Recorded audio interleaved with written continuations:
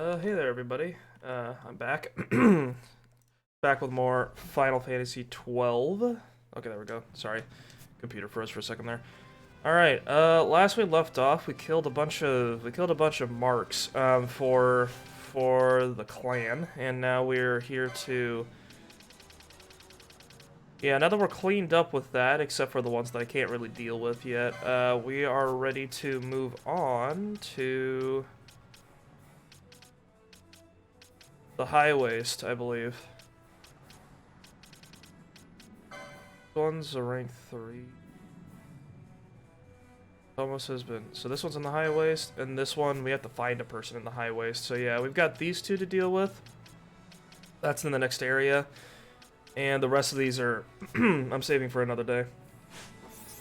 Just to let you know, I'm not gonna be I'm probably not gonna be doing anything too crazy. I'm probably oh no wait. I'm probably not gonna be doing all of the hunts in this game, just because the last one is something. I think it's Zolera, I think it's called, or maybe it's the one after that. There's this absolutely nuts hunt at the end where even if you're prepared for it and you know what to do, it still takes several hours to kill. So I don't want to do that.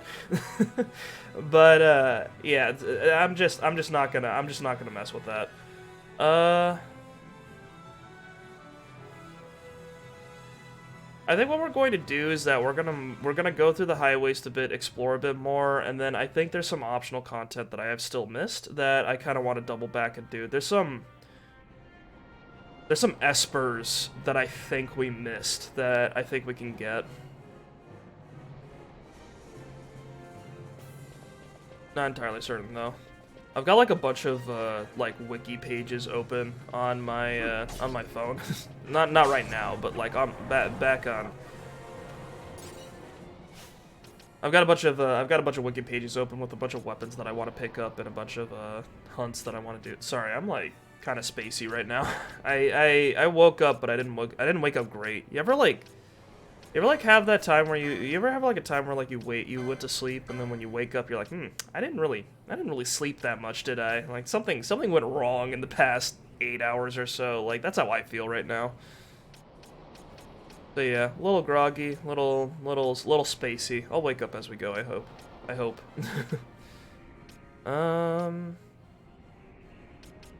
Let's see. Swap this over to I guess we could just stick her on fire for right now, because that's kind of her whole deal. We've got one for fire vulnerable, right? There we go. And this one will be faux any, well not faux any, party leader's target. How would that be attack? If not. Go. That's right, Fran's got the burning bow, which means that's the weapon she's probably gonna be sticking with for a while. She does 1700 damage with just a regular fire spell, so you know what? I guess we're sticking with that. Holy shit.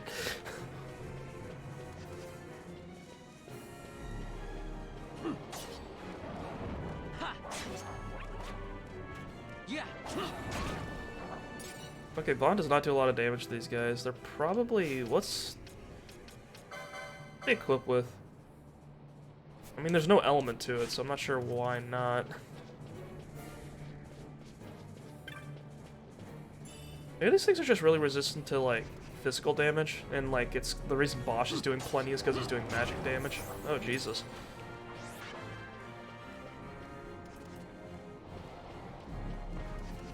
Oh. He doesn't like me.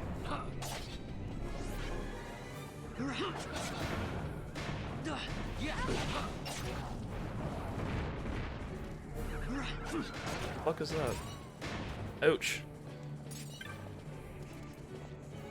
These wolves have sonic technology, damaging me with their noises.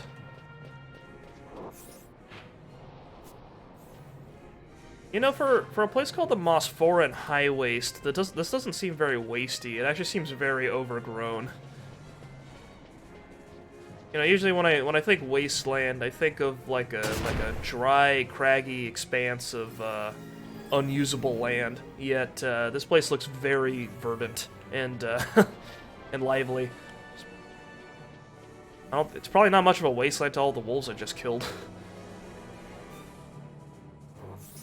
Wow, Vaughn, you're busy today. There we go.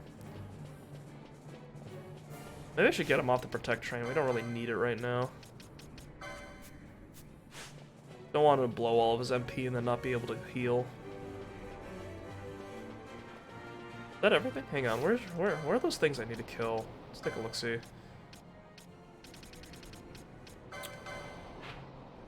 Wow. It's just all the way out there in space. Where the hell is this? Oh god, this place is long. Oh shit. I was not aware that this was what I was bargaining for. Okay. And we're a little closer to this one.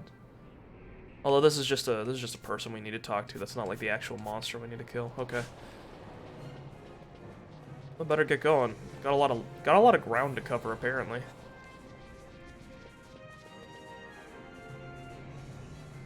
Hey, hang on. I'm live, right? Yeah, looks like it. There we go. Sorry. Not have chat expanded for some reason. There we go. Alright, alright. That thing's berserk. Oh dear. Blocked. Shit. What is this thing? It's a wary wolf. Is this like a... Looks like a mini boss. What is this?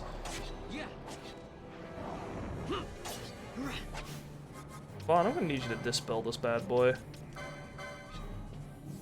And maybe we'll turn that that protect thing back on.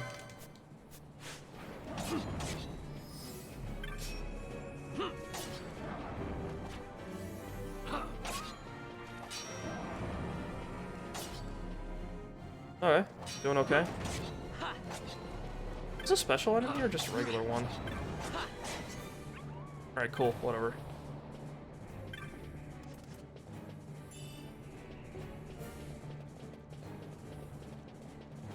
Music's very dire given the situation. Like we're just running around, having a good time. Killing the local wildlife as we do. Okay, why is Bosch doing so much damage to these guys? What element do we have on him? I don't remember. Water! Okay.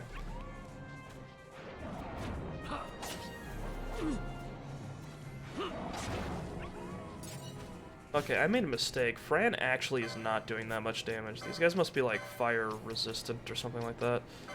Hang on. Let's say water weak is Aqua. There we go.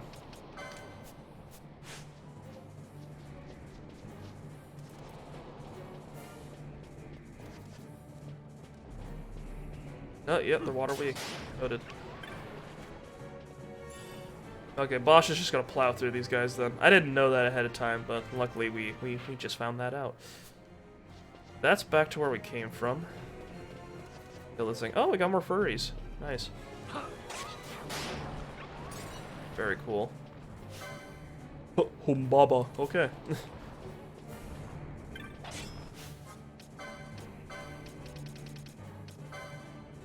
Ice these guys. There we go. God damn.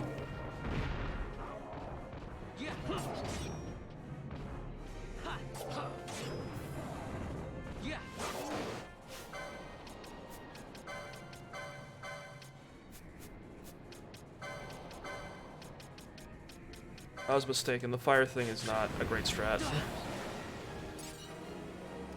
Simply not doing. It's kind of hard for me to tell who's doing what damage because I think Bosch attacked a wolf at the same time Fran cast fire, and then I saw like a 4-digit number, and I was like, hot damn, this bow was a good investment. But now I realize I was mistaken.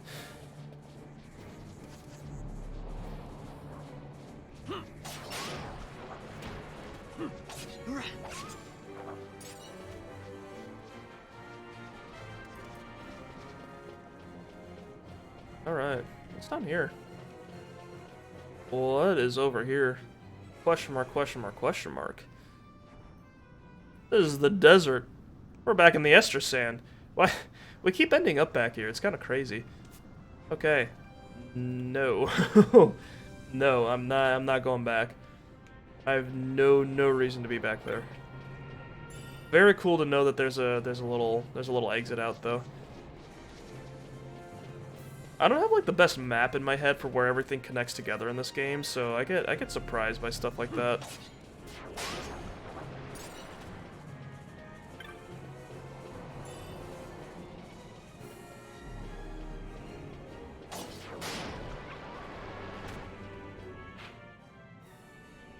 Mr. Sand. Esther Sand. There's a little bit of fog up here. Entering the mist. Oh, okay. This is the friendly area. There's shops and stuff here, I guess. Okay. Caravaner. There's a guy we need to talk to. Valkanza? That's you. Yeah, keep it down, man. I'm busy here, can't you see? If you've no business with me, I'll speak with you later.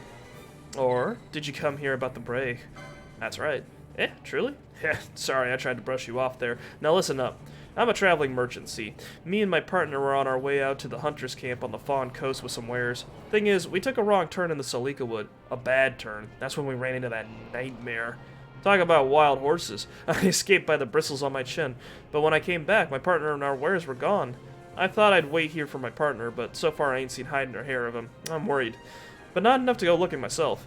That's why I posted that bill, and why I want you to go get that break for me. That guy's been stuck up there in the amount of time it took for you to go back to town and post a bill and come back here. That guy's probably not doing so hot right now. The break came upon us in the northwest of the Salika Wood, pretty close to the Necrol of Nabudis, come to think. Yeah, I know, the complete opposite direction from the Fawn Coast, where we were supposed to be headed. Tragic. Right. I assume this is where we're gonna get all of our new equipment. It's tragic. Nothing we killed drops good loot. Getting all these rocks. They aren't worth a damn. Bastard sword, cool. Iku Ichimonchi, Goku Pool. That's for Balthier. Oh yeah, I'm not sure if I did this. I swapped Balthier back to a monk. So he'll be doing that for he'll be on that for a while. Got a new dagger, although that's not too hot. And then we're back to our previous stuff. Okay. I really wish they showed you stats besides attack power, like for this the thing on the top right here, because it just makes the staves look really bad when in reality the reason that you take a staff is to boost your magic power.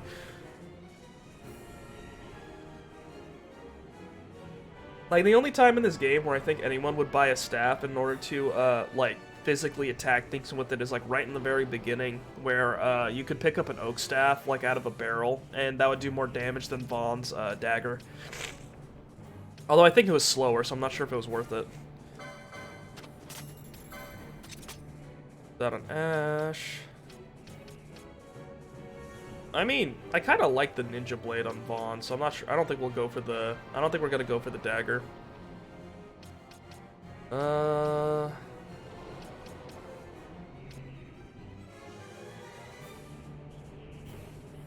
We'll buy the new katana just to have it, but right now we're gonna stick with the water katana on Bosch.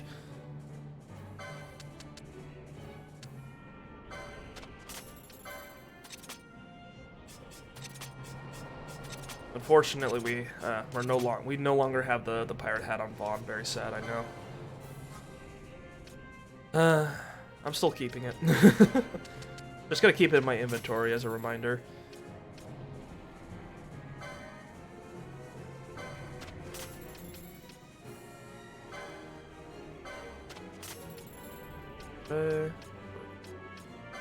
Don't need this anymore.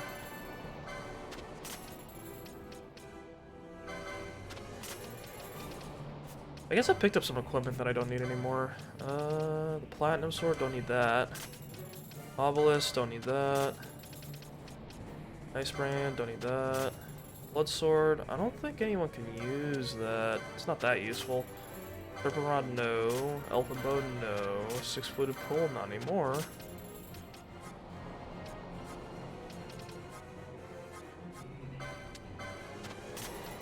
Oh shit, lightning arrows. When did I pick these up? I have no idea. Alright.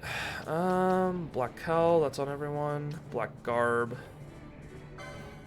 4.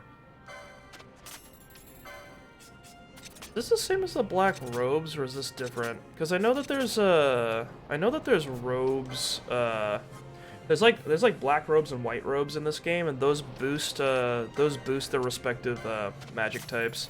Hang on. Well, now you go into the capital. It's a long way. Best get what you need now, or you'll regret it later. Yeah, definitely. Hang on. What's Vaughn equipped with? He's got a Carmagnole. Take a look. What was it? It's a white mage thing. Hypno Crown, Celebrant. Yeah, black robes. There it is. It's that Mystic Armor 10. So we're not quite there yet. Not quite there yet. I could probably boost Vaughn's magic abilities just to make sure he's like capable. Frank could always use more magic lore. There we go. Once we're all maxed out on these, she's gonna be fierce. She's gonna be powerful. Yeah. Still got plenty of licenses to grab.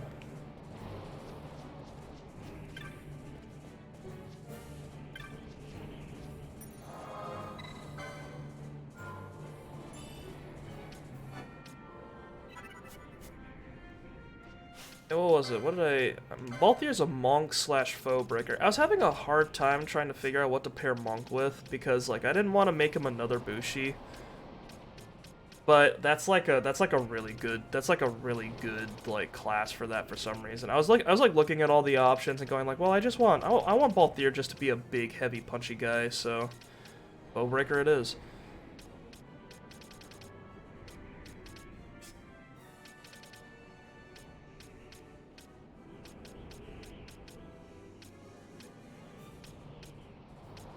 Oh, we should probably get him some heavy armor. That's right. That's what I've got on this guy. I do think poles get their power from strength, so we're back to putting heavy. We're still putting heavy armor on Balthier. There we go.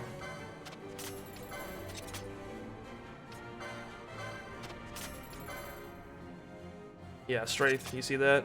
We want a strength to be really big.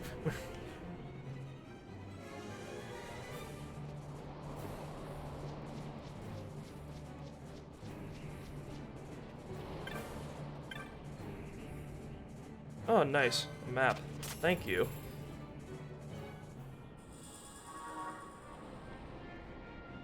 Guess what? I saw a giant bomb deep in the Celica Wood, Kupo. It's not far from the Nabre's Deadlands. It probably came from there. If you're headed towards Arcadia, don't get bogged down in Nabudis, Kupo. Dangerous place, that. I'm aware. Alright, we got a little area that looks like it's only accessible by Chocobo or something. And... yeah, you see this little thing to the right here, to the left here? I have no idea how one would get there. Also got a little area that I haven't been in yet. Oh, interesting. So this area is really stretched out, but it's also really sparse. Like, it's not very wide. Passages are very narrow. That's interesting. Kind of different from what we've been looking at before. Here's this guy. He's 2 zones ahead. This one's all the way up in the Celica Wood, that's right. Okay. Alright, looks like we're going up.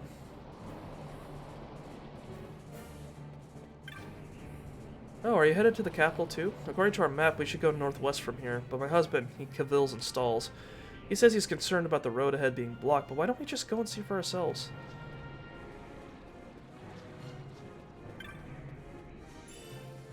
They're thieves' cuffs. Oh, that's for stealing. Believe it or not. I know, it's shocking. But you put those on, and I think your chance of stealing go up. Stealing successfully, at least.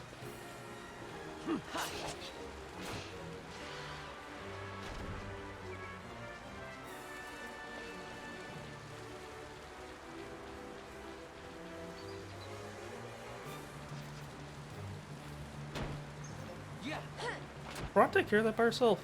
Yeah, we'll just sit here while she shoots, I guess. We need to get some swiftness on her.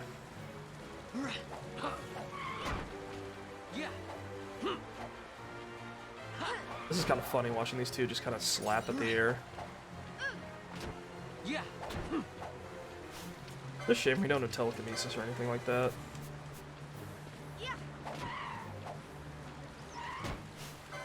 Just, fuck. Fuck. Vaughn and Bosch are both being targeted? What's going on? Oh, we got another bird coming in, that's why. It's keeping me from swapping someone out. There we go. Vaughn, Pinello. Like a Pinello, you don't need to worry about hasting right now.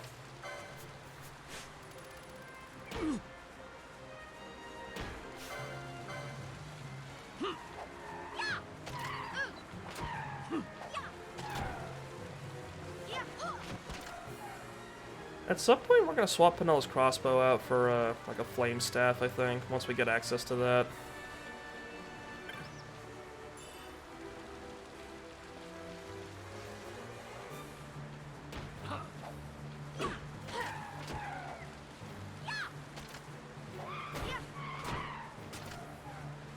God, I just want to see an animation where someone's just sticking a sword in the air and waving it around because they don't know how to deal with these birds.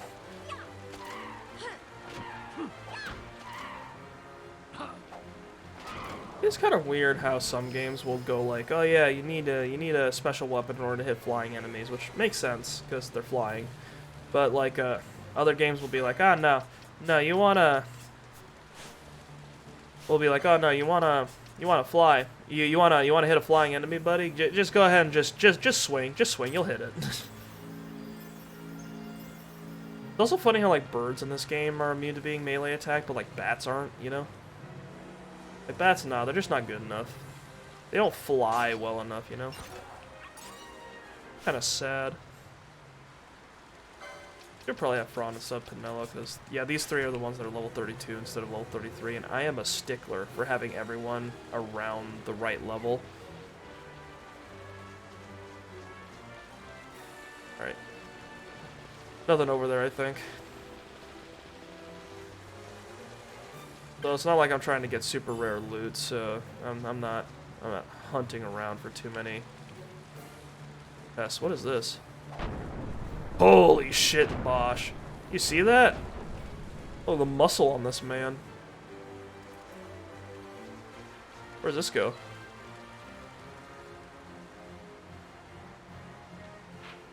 Where are we now? Oh. There's a chocobo here. He just broke a fucking mountain. He did. He cut it with his 10,000 times folded katana.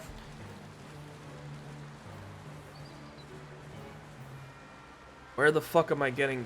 Where the fuck am I gonna get them greens from? There's a very angry wolf up there.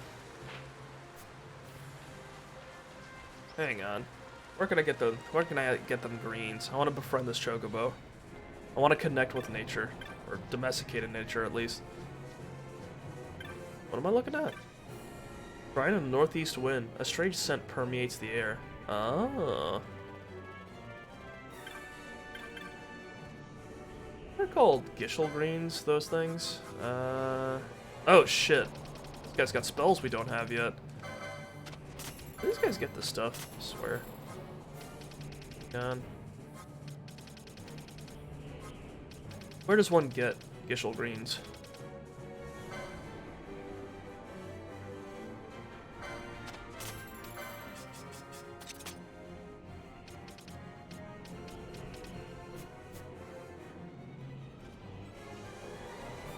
God. You're a spirited one to walk these mountain roads, boy. Misplaced your airship, perhaps? About the only ones traveling on foot these days are those without 2 coins to rub together, dyed-in-the-wool travelers, or else. But I don't mean to pry, and I won't. Going to Arcadia? You'll want to cross the mountains to the north and go east through the forest. You wouldn't happen to have any, like, turnips or something I could feed a bird, would you? You guys don't have nothing.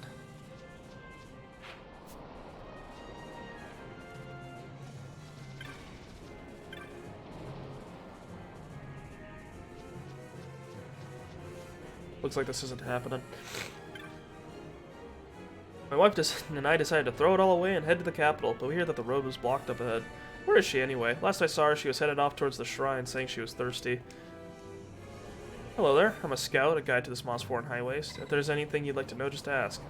What are scouts? Like I said, we scouts are guides to the mountain. We know more about the Mosforan highways than anyone, and we're proud of it. Okay. They're rangers. They explore. They tell people where to go.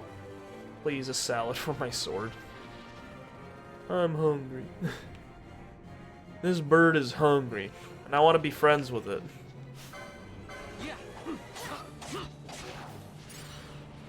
Bosch out here, still slaying. No, I'm out of here. I've already been through here once. I'm leaving. Ouch.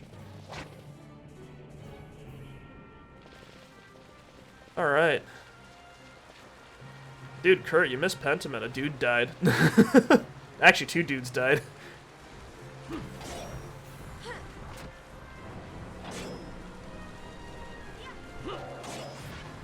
There's a lot of furries.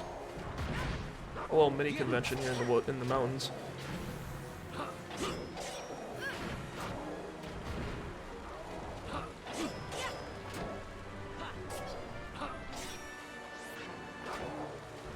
Ouch. Okay. Very nice. Alright, that big boy we need to kill should be somewhere around here.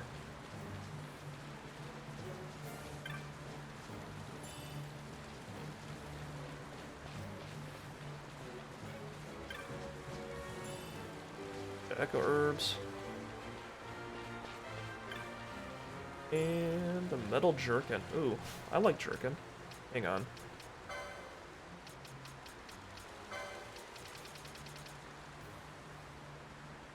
Light armor. Tragic. We're not jerkin today, everybody. Oh my god, more birds. Hello, I guess. What are these things weak to? Earth. The flying types are immune to ground attacks. Oh.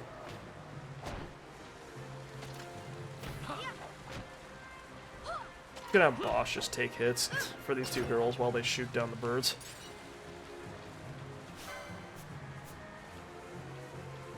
I don't have like an earth ability, do I? I don't have like, I don't even know what it'd be called in this game. Hang on. Is there a spell? Do we even have one? I don't think we do. What was it called in Final Fantasy when you have like an earth spell? It's like... I don't even remember. Go sleep. I don't think we have it. I don't think we do. Yep, that's not happening. Oop, tragic. Nice counter, Bosch. Proud of you, buddy.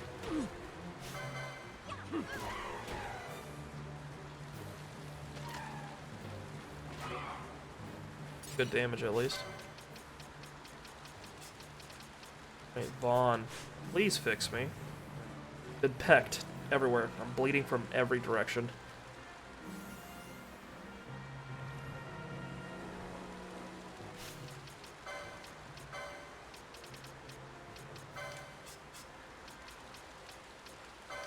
Okay.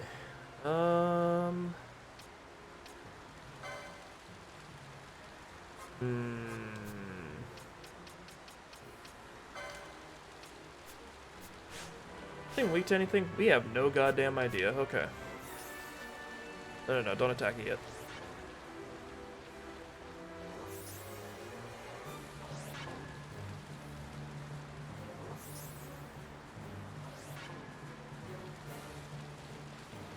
Alright, we're going in. Vaughn, I'm gonna need you to dispel his bullshit.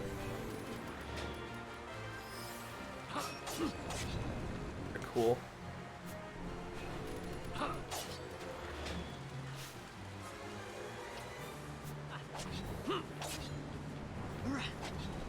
This thing is tough, wow.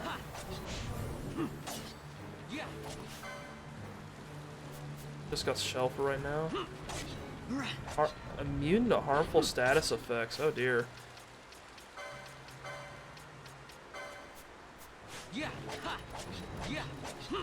God damn, Vaughn. Power stun. I don't think that did much.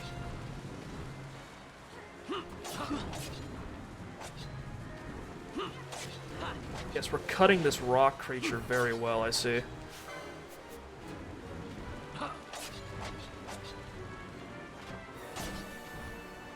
Okay.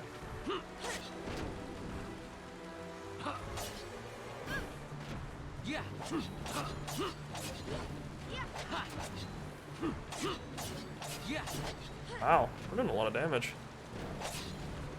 It's about to go Super Saiyan. It's about to go nuts. Nope, we're good. Wow, easy. Okay.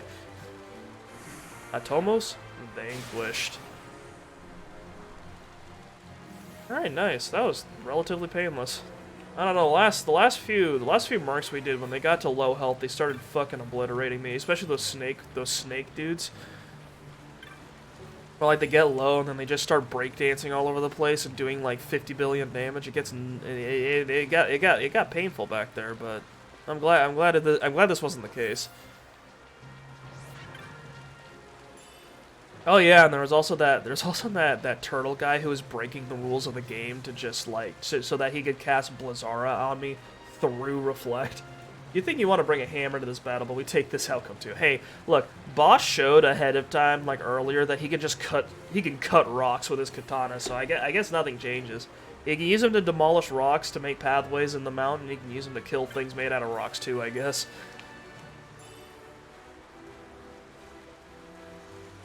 The katana just cuts through everything and stays sharp.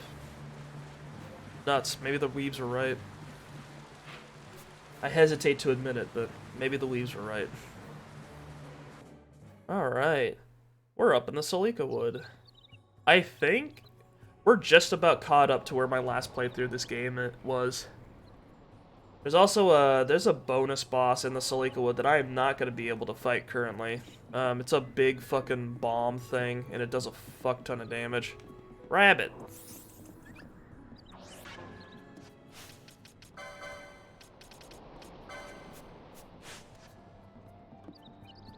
Sleep. They suspect nothing. Get out of here, you gourd fucker. There you go. Alright. I think we're out of the land of water weakness, so we can swap over to the Kikimanji. Oh yeah, good damage. I'm here to murder plant children. That, and by God, that is what I'm going to do. There we go. You guys are hitting a lot of combos together. It's kind of nuts. You don't.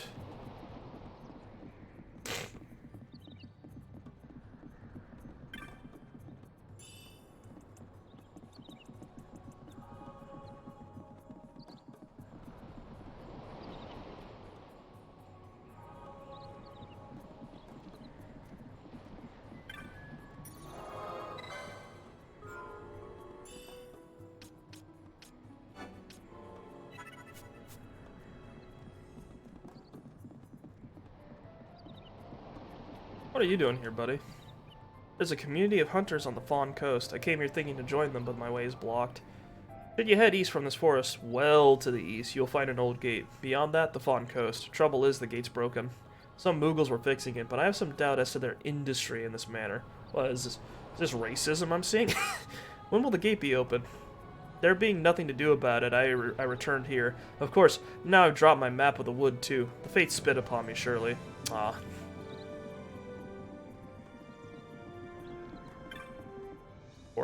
Ooh, a visitor Kupo. We're here working on the gate up ahead. Well, not actually right now. Right now we're resting.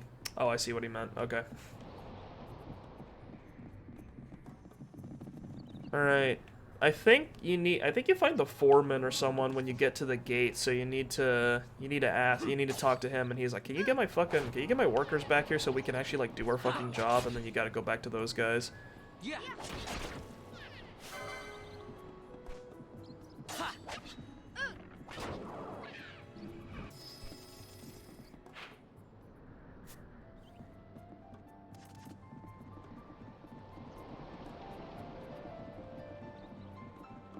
Music here is really pleasant. My man, what's up? Sorry, I'm a banana. What? Don't worry, I'll take man. Finally I've come, but no sign have I seen of the mark we hunt. Long did it live in company of humans. If we slay other monsters near it, fear may drive it away before we might reach it. Anyway, hey, Boom. What is up? Just here, playing Final Fantasy XII. Hopefully we'll be able to get, like, 5% more of the game done. I mentioned this like the other day, but I had some friends when I was I had some friends who said, "Hey, we watched your stream. I can't believe you're still playing Final Fantasy XII." And I was like, "I know. I play it once a week. It's slow." Rose corsage. Ooh.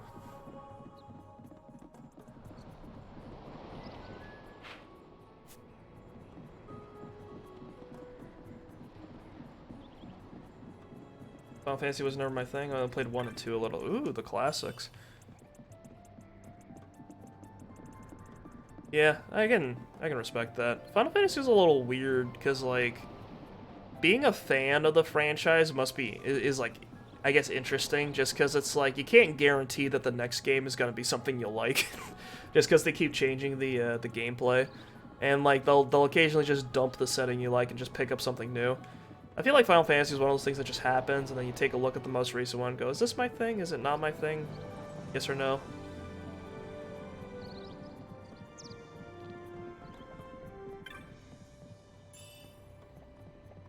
Keep getting very paltry sums of money from these barrels. It's kind of sad. I wish I had opened one up and find someone's, like, you know, someone just dropped their life savings while they're getting rolled over by one of these guys or something. I was so confused when they suddenly had a pimp Carboliquid. Final Fantasy 15 was funny. Because it's just like, because they went from, like, what was it? They went from, like, Final Fantasy, like, 13, and they had 13, which had all the, like, all these characters with some admittedly pretty crazy outfits. Like, you had, like, very, very sci-fi looking, I guess, was how I'd put it. But, like urban, like sci-fi, but still with like an urban look to it, because like you had people with like hoodies that like had all of these like weird designs on it and stuff like that.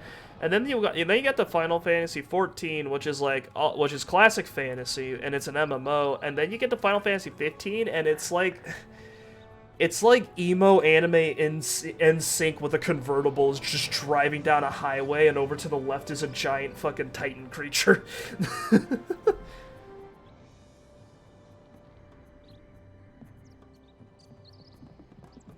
It's like, oh yeah, this is a contemporary fantasy, and you're like, and I'm like, oh god, this was more. Do most of them connect to each other? No.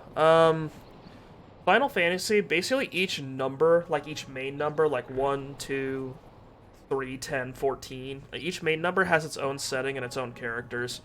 And sometimes they'll pick a setting and stick with it for some side games, but they don't always do that. Like, Final Fantasy XII takes place in a place called Ivalice, which was reused. They used it, they had a few games in Ivalice that, and like some other games that reference it, but for the most part, they're all separate. Like, if two connect, it's like an exception rather than a rule. The main thing that's similar between them are like writing, like they have like how they name things. Like the spells tend to have similar names. Like weapons and characters like tend to have similar names. They also have like classes. Sounds cool though. Very different from to most games. Yeah, I think it takes a certain kind of boldness to make a series like this where you just dump everything then try again. It's and like with the next thing, it's like maybe this one's good, maybe this one's bad, but it always stays fresh. Like, it's very cool. I'm really excited for Final Fantasy 16. That game looks like it's gonna be nuts. And they did a good job with their marketing for it, because they showed off some of the gameplay, and the gameplay looks fun, or it looks visually enticing. I'm not sure if I'll be any good at it, because I don't really play because it looks like the gameplay they're going for it looks more like Devil May Cry than like any RPG I'd normally play. If I don't find those layabouts and get them back on the job soon, the boss will have our pom-poms. I don't think anyone's laying about beyond here, though. With bombs on the road, the next break you took could be your last, Kupo. Is this game not round-based fights at all? No, this game's real-time. Hang Hang on. I think we come in here. There's a bomb here, and this is an optional boss. Yeah, this dumb motherfucker. This guy's really tough.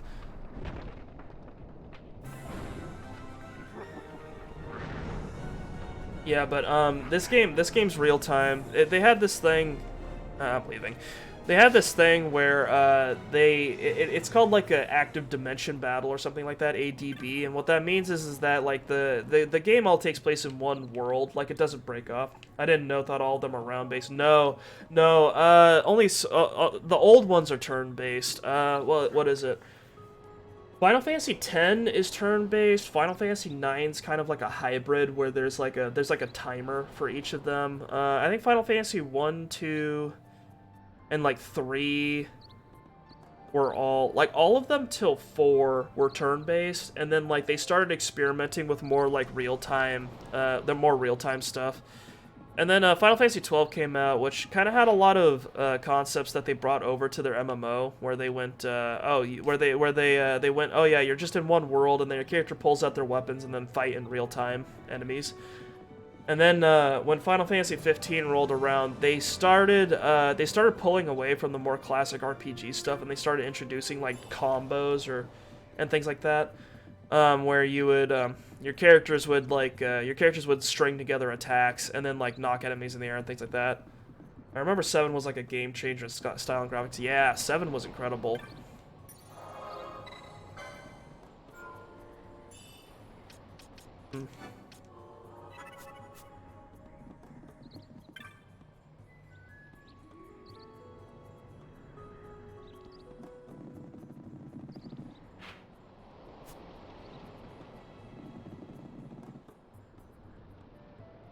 Seven definitely was its own thing. That's why they're remaking it and making such a big deal out of it. Kind of like, every once in a while you'll get like a game that, Jesus Christ, every once in a while you'll get a game that like defines people's childhoods. Fuck, why is Fran doing so much damage? And 7 was like that for a lot of people. It was really funny because I remember watching playthroughs of it and hearing other people talk about it, even though I never really had a chance to play it myself. And then when a friend of mine finally got Final Fantasy VII Remake, and they sat down and played it next to me, and then I was just explaining all this plot stuff that he kind of, and the context was kind of important because 7 is weird. Like it's not really like a remake. It kind of like the way it's designed kind of implies that they think that you're it's intended to be played by people who know what Final Fantasy VII's about. So, like, I was explaining stuff to him, and, like, he was, and then, like, sometimes something weird would happen, and he'd be like, was this in the original game? And I was like, no.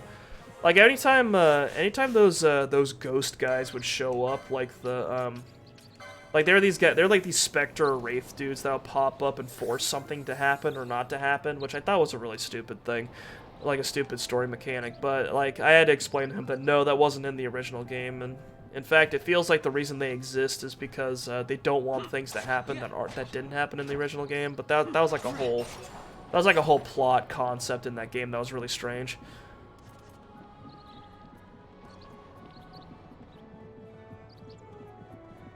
I know, it was really confusing.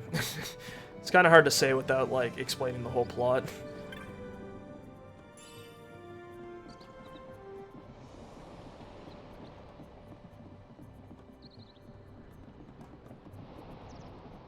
Really funny whenever you have monsters in this game that aren't like, you know, violent, like they don't attack you right away, and watching these guys just roll around is kind of funny. Just like, oh, what do we do? I don't know. I'm full. I'm full. I'm kind of sleepy. I'm just gonna roll for a little while. All right, dude. Same. Hanging around, rolling.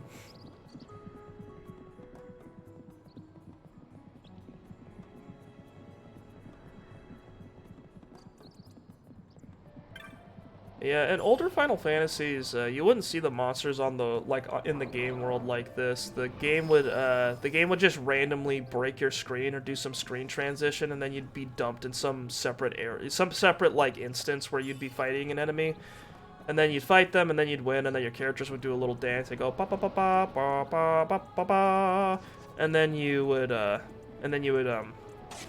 then you'd win. And then the game would give you your XP and your money, and then you'd go back into the overworld. I kind of prefer it this way because the fights are a lot quicker. One thing that kind of one thing that I think people started to acknowledge over time is that like when you have like screen transitions and then like a whole animation for like winning and then tallying up like the money and the XP and all that, it takes a surprising amount of time.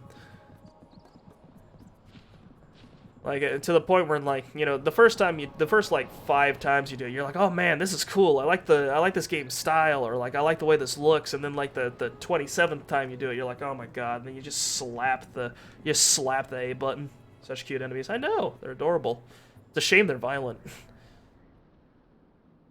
There's this fun animation we saw earlier when where like if you beat them and you hit them particularly hard, they go flying back. Like some of them have like these little spikes on the tops of their heads, and then if you hit them, they go flying backwards and they'll flip upside down like while they're flying through the air, and then the spike will just stick straight into the ground and they'll just be stuck like that. It's kind of goofy in a kind of messed up way. Once the gate's fixed, everyone will be able to go to the Fawn Coast, Kupo. It'll take a little while longer yet. That is, if my 9 missing apprentices ever come back from the Salika Wood. We'll never finish repairs like this, Kupo. They're probably still loafing the Salika Bungalow. Still 9 missing. Okay, there we go. Now we've got a little counter here. Need to find some lazy bones. Kick them back to the gate.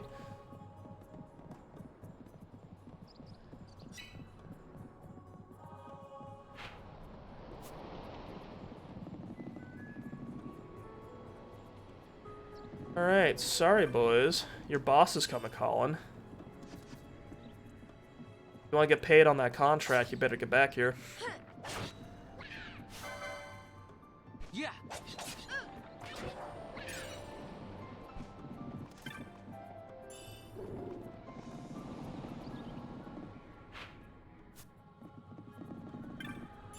Speed our way through. How did the interesting medieval storytelling game go? Forgot the name. Oh, Pentiment. We went a little bit further into that game. That game's interesting. We finished Act 1. I actually thought the game was gonna be super short. I was like afraid the game was gonna be super short for a second, and then I finished Act 1, and then the game kept going, and I was like, oh boy.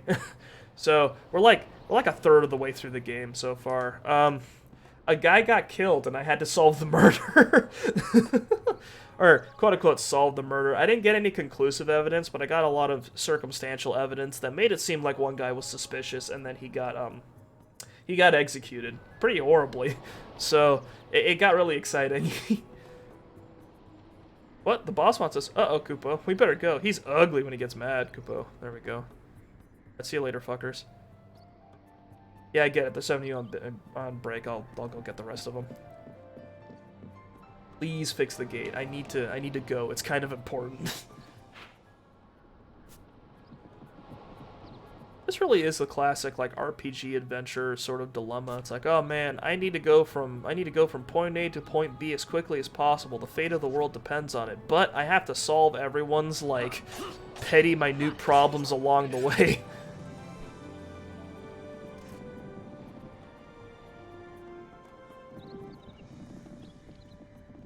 Guys, 3 more.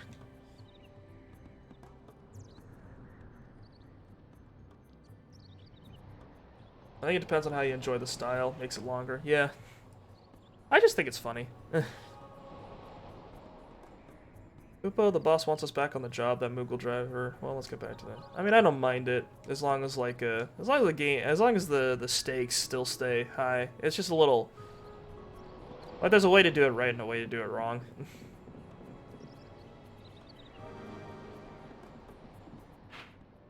This game's not bad at it. I feel the guys that make Final Fantasy, like, they're pretty consistent. So I don't mind this whole thing where it's like, oh yeah, oops, please, great hero of the realm, my socks are wet. Please, I need new socks. If you get me new socks, I'll build the bridge for you so that you can get over to that city that's on fire over there.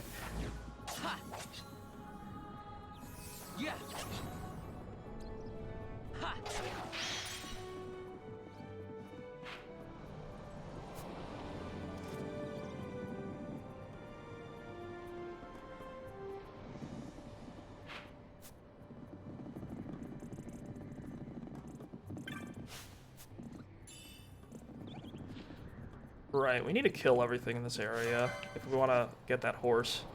That is something I agreed to do.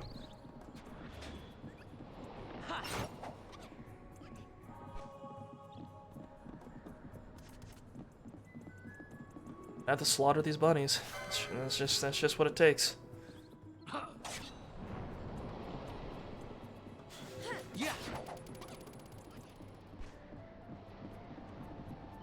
Fast forward in the original game, or is it a console command?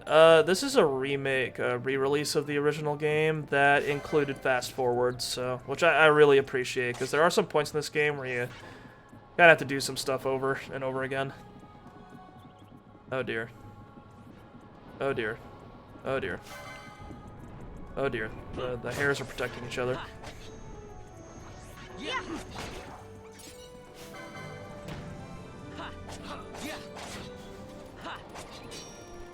The bunnies are resisting my attempt to slaughter them to the man.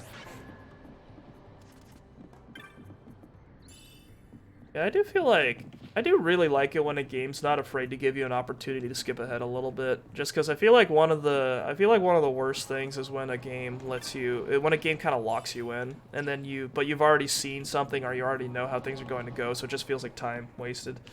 By the copies of Pokemon I used to play on PC, I was so thankful to play it faster. Yeah, Pokemon's a big one. Makes it a lot easier to do some of the more, like, monotonous things in those games. A shame. Nintendo really, I used to use this one website to get copies of Pokemon on PC, and honestly, like, if there was a way to do that legitimately, I'd totally go for it, but, you know, there wasn't, and eventually, the thing I used for that, Nintendo kind of cracked down on it, and, kind of caused me to not be able to play Pokemon, the way I was before, and I just kind of gave up on it. I'm gonna stop beating around the bush. I was using emulators, and that was fun until Nintendo jumped in and said, "Hey, we're gonna pursue legal action if this website keeps providing ROMs." And I was like, and then they were like, "Okay, all right, all right, just we're gonna stop that right quick." And then they removed all the Nintendo products from their website, and I was like, "All right, well, there goes that." Like, if there's a way I could do that by paying money, I'd totally go for it, but there isn't. Oh, in fact, a lot of the Nintendo games on that website are games that they actually just don't sell anymore, which is annoying.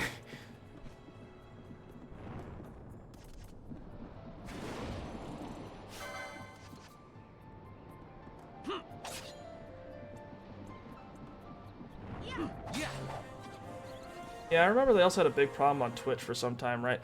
Yeah, it's, what was it? Nintendo's they've got a reputation for being a little, I guess, behind, is how I'd put it. Like, they weren't really very cool with streaming for a very long time. And so they were also really protective of their copyright, which makes sense because Nintendo kind of lives and dies by its IPs. Because, like, if Nintendo didn't have Mario or Zelda or, like, any of the other things like that, like, there'd be less attraction to, like, their consoles, I think. Or at least that's how they do their business. So they're very protective of their IPs, and as a result, they get very intense when someone does anything with their products that they aren't explicitly approving of. That's why when people do things like, oh yeah, you know, no one's able to play this version of that's why they're very weird about, like, Smash Melee tournaments. That's why they're weird about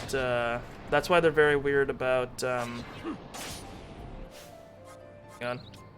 Bosch is in trouble. That's why they're weird about, like, Smash Melee tournaments. That's why they're weird about, like, all sorts of other things, like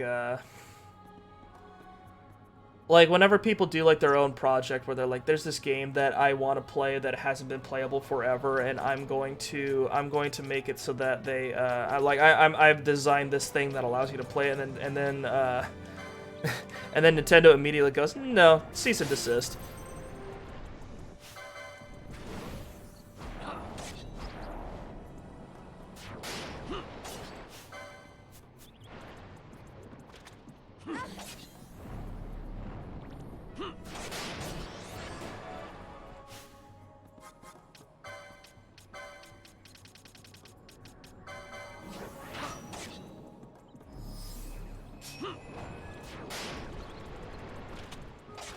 There we go.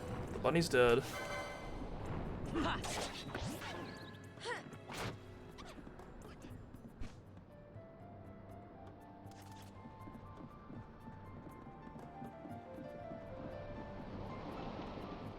Yeah, so if you've got an emulator, you've got ROMs, you got whatever, when Nintendo actually, we don't want you to play this game. You had to be there to get it. Yeah, no, that's how it is. It's because, I think the idea is that they want to preserve their ability to, like, remaster things or re-release them, but honestly, like, they're so slow with that, it gets kind of annoying.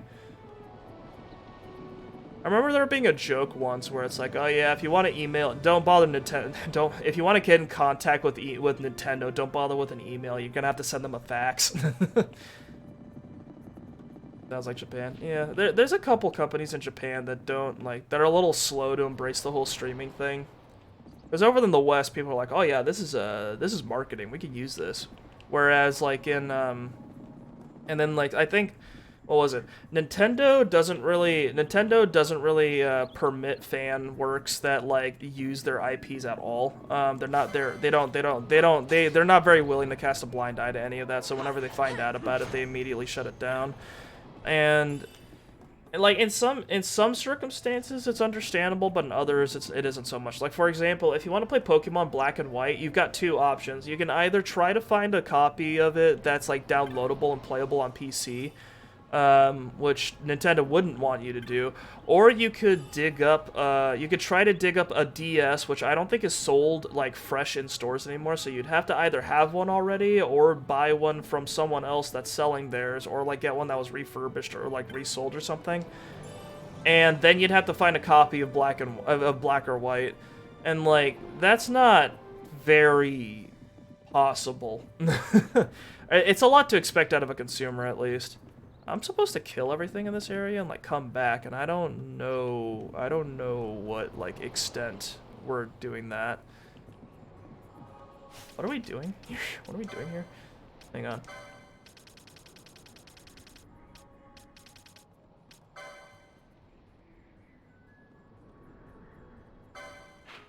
This thing's over there. Trying to kill a bunny, maybe? What are we trying to do? Well, they don't need the free ads, but other games like Marauders or Darktide need the streamers. Yeah, I don't know much about Marauders. Darktide I've been looking at. That game seems like it needs a couple patches, but I'm definitely down to play it. Although right now playing it solo is kind of not much of an option, and I'm just not a fan of playing with randoms, but it's an option. I was watching Marauders and one of the devs showed up and was so thankful for the streaming. Oh, that's cute. Really cute. I'd be surprised if Darktide needs, like, help.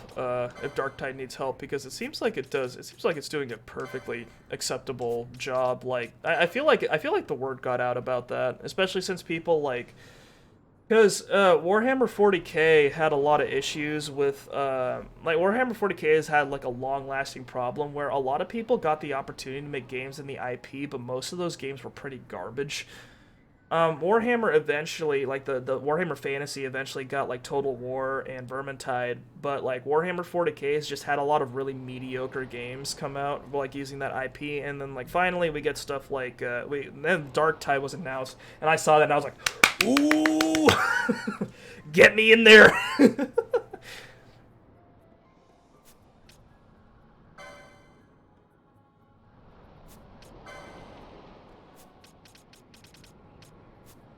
Yeah, it's doing well. Dude, 40k is real. Oh. Please don't use that word. It's like, hey, we have a great story, let's destroy 99% of our games. Yeah. It's rough. I heard Games Workshop is a little spicy. Or they're really strict, I think. I also heard, honestly, the main thing about Warhammer and, like, Warhammer 40k is that I looked at those and it's like, I looked at Warhammer and it was like, I was really confused because I thought Warhammer Fantasy was like I kept seeing that it was a tabletop, and I kept thinking, oh, it's like a role-playing game like D&D, and it took me a while to realize that what the actual game was like that whole war strategy game you do with figurines. And then it took me like even longer to realize how expensive getting into that is. Like, in case you don't know, Kurt, in Warhammer and Warhammer 40k, the way you play those games is that you need to get a whole army worth of dudes in order to like play your own side against someone else. Like this tabletop game, like there's like a tile set, and you need to put down all of your figurines, and in order to like use your army, not only do you need to buy your figurines, I think you also need to paint them. And getting all the figurines and getting all the paint for the figurines is crazy expensive. Like, very possible to spend hundreds, if not thousands, on it. Thousands might be a bit much, I'm not sure, but like hundreds I've definitely heard. Like, it sounds nuts. Although I think you could there's probably ways to spend I think there's cheaper ways to get into it. So it's not that you're not required to spend a lot of money, but it's still pricier than like other games that you could play. I'm really surprised. A normal team is like 20 bucks. You need like 10. Ah, okay. I appreciate the context. But yeah, there's shit's expensive. So yeah, that's kind of I couldn't really get into the main thing that those games were about, and I'm really surprised that they haven't bothered to digitize it, you know? Like, the old Magic the Gathering entry price point, yeah. No, but, it's like, because, like, Magic the Gathering has Magic the Gathering Arena, which was a really good, like, computerization of that game, right? Because, like, you can buy the packs, you open the packs immediately, and then when you put the cards down, the computer does all the work for you. Then you've got Warhammer, where, like, I've watched people play a game of Warhammer 40k. They use rulers to measure distances, and then also have, like, a bunch of cards and dice that they have to roll to, like, satisfy certain conditions and to check if certain things proc. And, like, that would be so much more accessible if you did it on a computer, where it just did the work for you. But there's not an option to do that yet, I think. So I'm surprised by that.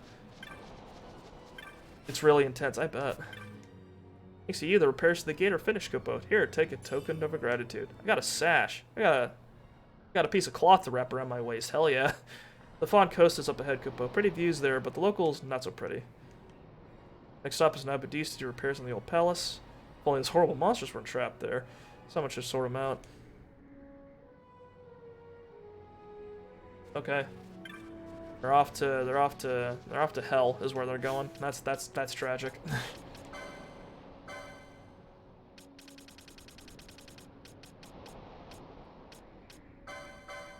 Where's this thing again? Oh, I have to get past the bomb.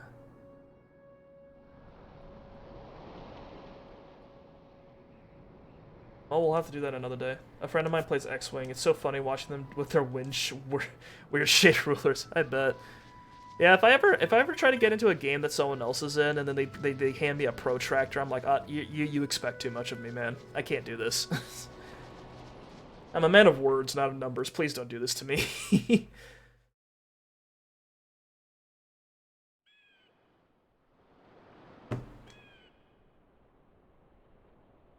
Like I've played D&D like on a table like in real life with people, and like that shit gets confusing sometimes. Even if you have like tile sets and things like that. The right choice.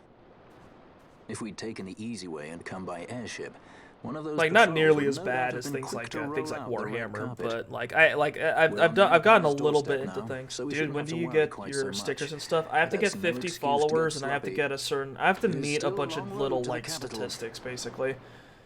I'll get there eventually. I'm growing slow, but I am growing. I don't think it's gonna happen. I don't think it's gonna happen this month, especially since like I'm streaming for a couple weeks, but I'm out of town again for another couple weeks after that. So you know, we'll have to see if it happens in 2023. I do have some emotes made though. I have some funny stuff. Boo. Yeah, I know. Alright, we're on the coast.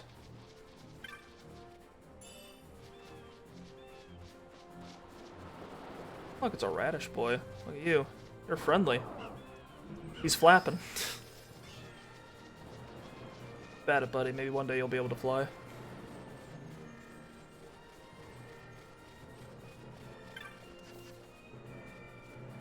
I've got this one emote that I drew. It's well, not drew. It's all pixel stuff, kind of like I look here. But I made a berry. It's like a blueberry, and he has a sad face on it. I'm thinking about calling him Berry Sad.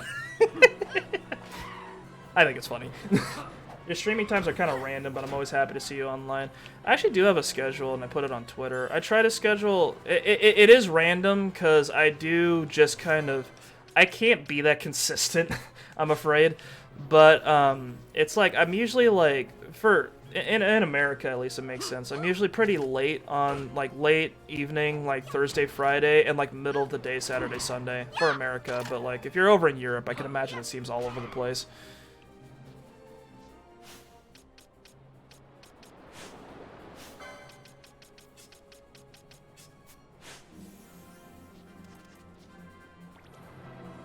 Just touch me up, Fawn. Thank you. Patch my wounds. I like how every area we've been in has its own flavor of wolf. It's a very adaptable creature, I see. It's like, oh yeah, our wolves they're brown and with a little white underbelly. Look at him, he's fluffy. And they're like, oh yeah, our wolves they're lizard wolves. Look at this shit, it's got scales. It's weak to water though. Feel like noon for you now? Yeah, well, past it, early afternoon. It's middle of the day for me, which is it's middle of the day on a weekend, which is a very workable time for me.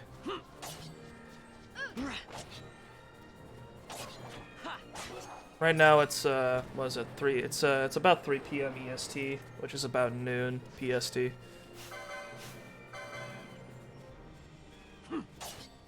Damn, so I have to check when I wake up on my way to work.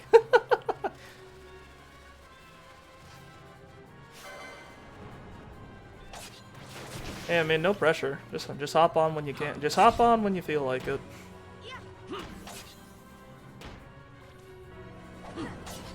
Oh, look at this fish. It's parrying and dodging me all over the place. It's fast. Surprisingly agile for a water creature on land. But yeah, there are some streamers. I enjoy your streams. Oh, thank you. I appreciate it. I do. I also have some streamers I watch that stream at like weird times because I like watch a lot of VTubers and a good chunk of them stream. They think about Japanese standard time whenever they set their times. So I'm like, so it's always confusing. Like I watch the girls in. I watched the girls in Hololive, and I remember when they had their first outfit reveal, where like they're showing off their new models. Like I was looking at the times, and I was like, I'm gonna be on time for all of these, and then I checked the times, and fucking Callie's was at 6 like 6 or 9 in the morning, and then I was like, ooh, maybe not. Maybe I was a little ambitious there.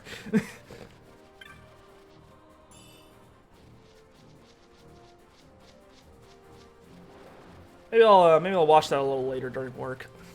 And as it turns out, that's what I did. Yeah, time zones suck.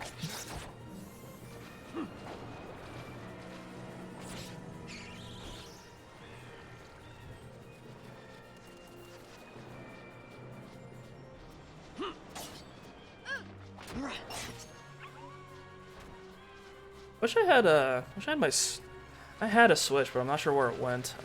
Wish I had my Switch with me, because then I'd probably be playing Pokemon right now. That'd be kind of funny. Especially since I hear Scarlet and Violet's kind of a little buggy.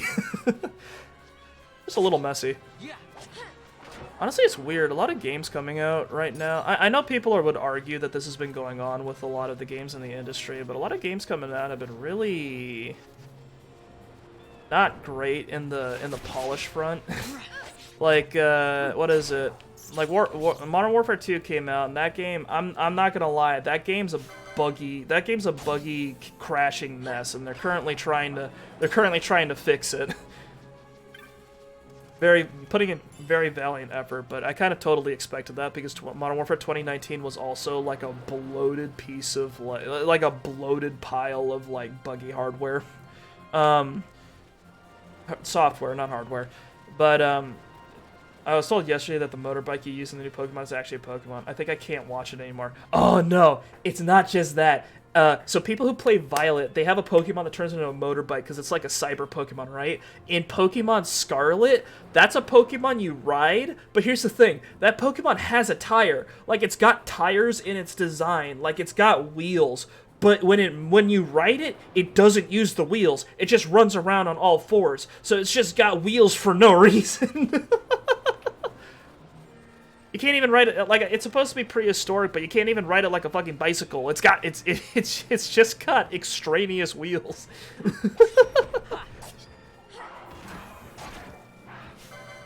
And then there's all the bugs with like the character models, like and honestly those aren't totally a new thing, but seeing people clip through like the floor and fall forever, that one's a little bit more concerning. Like, I'm of the opinion that what are you doing out there, buddy? Oh, sorry there. I can't let you pass. If you wish to go east, go via the village. We've had some ill-mannered riders through lately, and they didn't tidy up after themselves. Ah, litterers.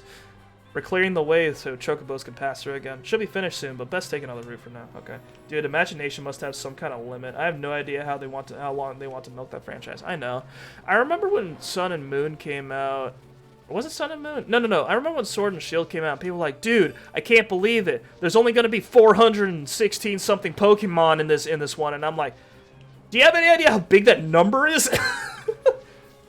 Those things all have animations and moves. Some of them have unique moves. What is this?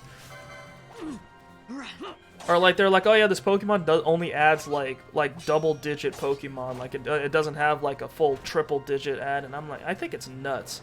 I think people's expectations for Pokemon in some places are too high, and in other places are like are not in the right spot. Yeah, only. Yeah, that's what it is. I don't know. I found the game's franchise really impressive, and I think the fact that they're able to come up with as many new designs as they do, as consistently as they do, is nuts. I really think, I don't know. The thing about Pokemon is that it's probably not going to change. Like, the cracks are starting to form, but, like, the reason that game is the way it is because Pokemon's a whole franchise. Like, people don't just play, like, it's not a video game series, it's a franchise. People don't just play Pokemon games. They get Pokemon plushies, they watch the Pokemon cartoon, cartoon/anime, depending. They watch the Pokemon anime, they, like, you know, they listen to the Pokemon music, and they do that whole thing. And the games need to sync up to when the anime has its new like season. So apparently, if they want to delay, oh yeah, generate so much, so it's like literally, I think it is literally the most profitable video game franchise on the planet right now, which is why it is the way it is. But apparently, if they want to delay those games, they need to. If they want to delay those games, they need to. What is it? They also need to delay the anime, and also like delay like their planned release of all the merch. That's also why they have certain like designs that they go for. Why are these guys violent? Oh, they're pirates. Sick. Why are they weak to water? You're pirates. I don't understand. Oh, they berserk Fran. Good luck, buddy.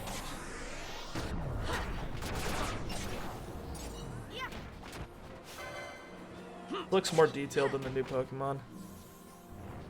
Yeah, but the difference is that the new Pokemon had like what 2-3 years. Usually Final Fantasy gets like 5 to 7 or something.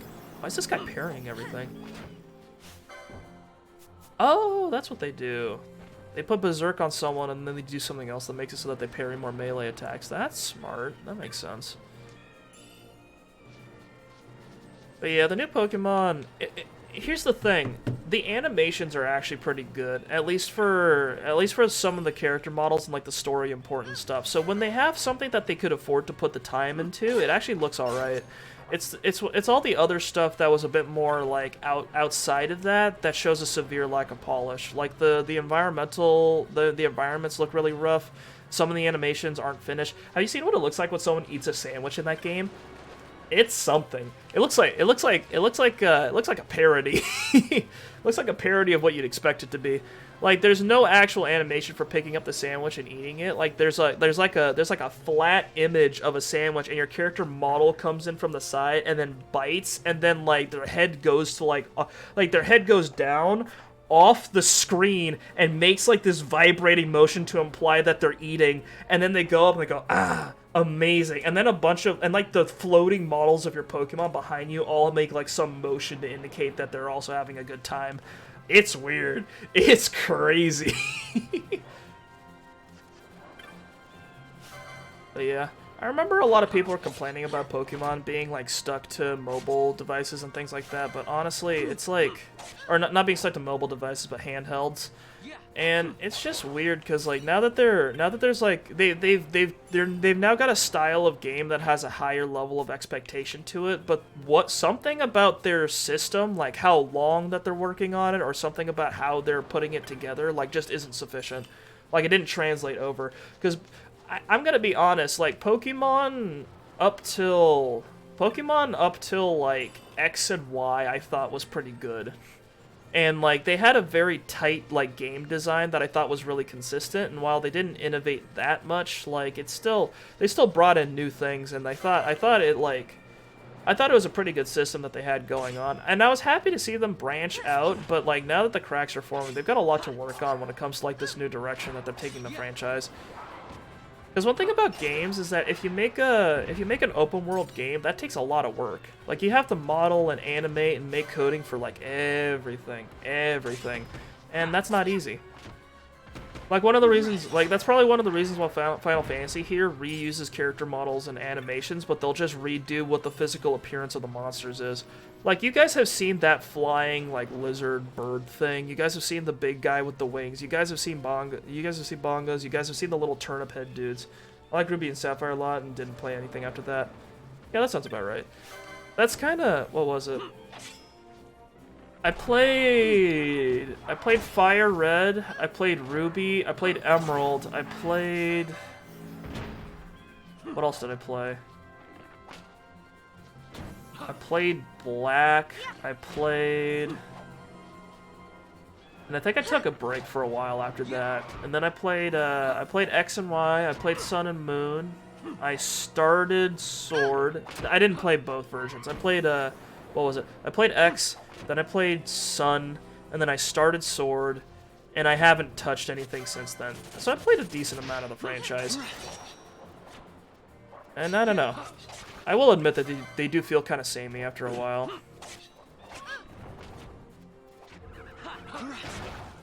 I thought that generation with Ruby, Sapphire, and Emerald, though, that was really good.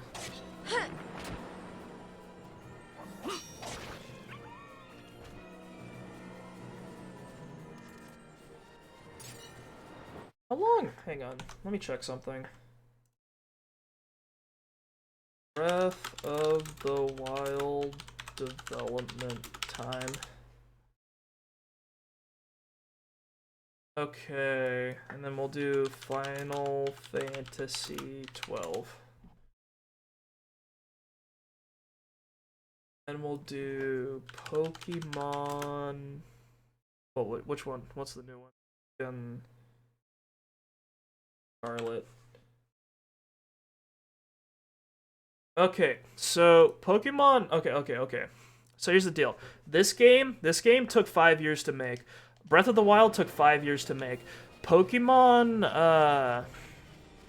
Scarlet and Violet started in late 2019. So those have had 2 years and a little and some change to be made. So that's part of the reason why, is that they don't have nearly as much time put into them as the other games. And, like, you gotta think about it. A game like Pokemon has a lot of, like, work you need to put into it. Because, like, unlike other games, like, in Pokemon, you need to animate a lot. You need to animate all of the different characters. You need to animate all of the individual Pokemons. You need to balance all of the numbers. They didn't use anything from Breath of the Wild. I don't think they did. I'm not sure. if you're asking about engine and stuff like that, I'm not sure. I don't think. Because those are different development teams, so it's entirely possible that they don't have shared resources. Because you gotta think about it. Like Nintendo's developers, like Nintendo's a publisher. Nintendo's the guys that they take the product and they put it on the market, and they get it and they market it and then they get it out and then they have their brand name on it. But the people who actually make the game, like they design the characters and animate everything and they actually like code and like make the video game that you play, those are actually different groups of people. So the guys doing Metroid, the guys doing Mario, the guys doing Pokemon, and the guys doing Zelda are all different groups of people. I'm not sure if Nintendo allows or if there's any situation where they take development if they take development resources like models and animations from one team and then allow another team to use it. That would make sense if they could, because there are games that do certain shortcuts in order to make that happen. I know Elden Ring reuses, yeah, but they should be much better connected. I'd assume so too. That makes sense, but I feel like I'd understand either way if they did or did not, but if they didn't, if they did not, well, that explains why they've got some issues. I don't know, it's Game Freak. The games they make have changed a lot in the past few years, and I'm kind of curious what they're gonna do now.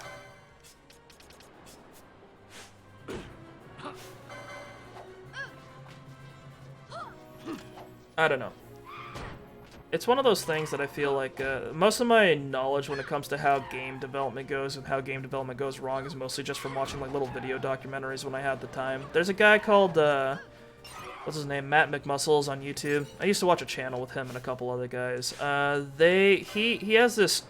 He has a goofy little series called What Happened, where he talks about basically how game development has gone wrong with a bunch of other games, and it's kind of fascinating because all sorts of things can go wrong when you're making a big complicated project over multiple years. The way you fight in this FF is so weird. It's a little goofy. Yeah, the characters just kind of sit around and then occasionally put one slash out. It's a little goofy, but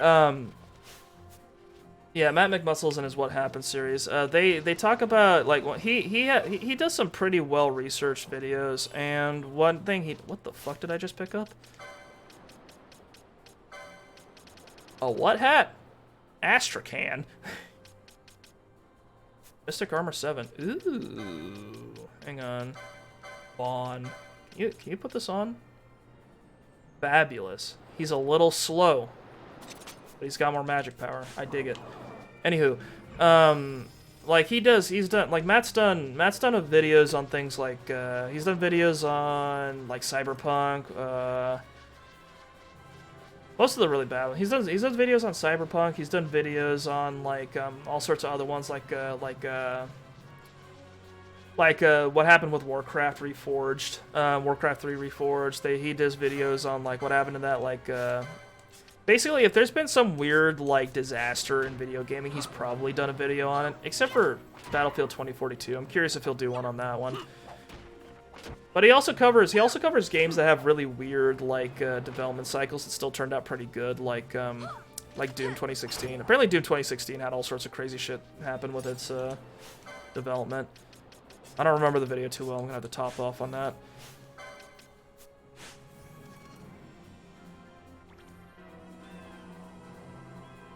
Oh, he also covered Mass Effect Andromeda. Andromeda had a really bizarrely terrible thing happen during its development, actually. Because what was it? So, in Mass Effect Andromeda, there was this one...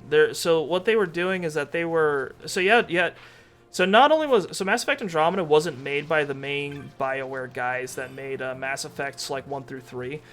And Mass Effect, it was BioWare. I think it was the BioWare team in Montreal, somewhere in Canada. They made most of the Mass Effect games, right? And Mass Effect Andromeda was made by a different team. It was made by I don't remember where they were, but it was like a side team, and they got handed a bunch of development resources, and they're like, okay, you are handling the next Mass Effect game that's going to take place in an entirely new universe from the other one, which is a big fucking responsibility. It's like one of the biggest RPG series and like one of the biggest brand names like in the business for the past like 10 years, and then you get told, oh hey, you new guy, you're making the next one. Also, we want it to be open world and like really big. So they go, oh okay.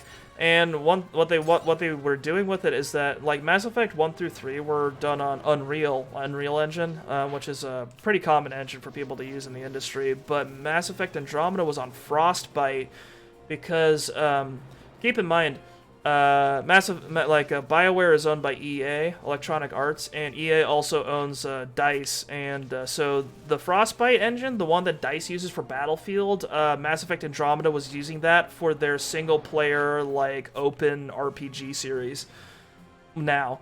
And what they were trying to do is that they were trying to get this game that handles movement and shooting and like dynamic combat and stuff like that pretty well, but hasn't really been used before or I don't think it's been used very extensively for like a game of like, with that focus on like person to person conversations and things like that. So like the engine wasn't really like I think intended for that. So what happened is that they were running into this issue where the characters' animations and the character animations, especially with like their faces and all that, weren't really like cooperating with the engine, and they were using this. I think they were using this. They're using like some animation software called I think like Max or something like that. And at some point they were going, okay, so we're trying to use Max for our animations here, but it's not working out. And then like, but they still put like hundreds of hours into it. And then apparently at some point some executives were like, yeah, looks like it's not doing so hot. We'll just have them use a different animation software instead. And what that meant was, and since they swapped from Max to I think Maya, or maybe it was the other way around or something like that, that meant that the guys actually doing the animating, they had to dump all of their work and start all over again. So they had like hundreds of man hours just get dumped in the fucking garbage. So yeah, shit like that happens in development, which leads to, and like you can see how that led to some of the issues that people had when Mass Effect Andromeda came out. Because like you remember how you might remember how the first thing that happened when the trailers came out was that people saw the facial animation, they went, "Oh my god, look at her face!" And then that started the whole hate train that I think caused that game to not do so hot. And since that game didn't do so hot, since the public perception of it was so negative and it did so much damage, it basically like they're not gonna develop games for that universe anymore. There's not gonna be another Mass Effect Andromeda, even though they clearly set it up to try to be like a lasting sort of setting, which is a shame because I didn't actually think it was that bad. The animations were rough, but those are decisions I can never understand of people who don't know what they're doing. Just say one day, like, hey, let's do it all again, have fun. Yeah. Well, they're not the ones doing the work.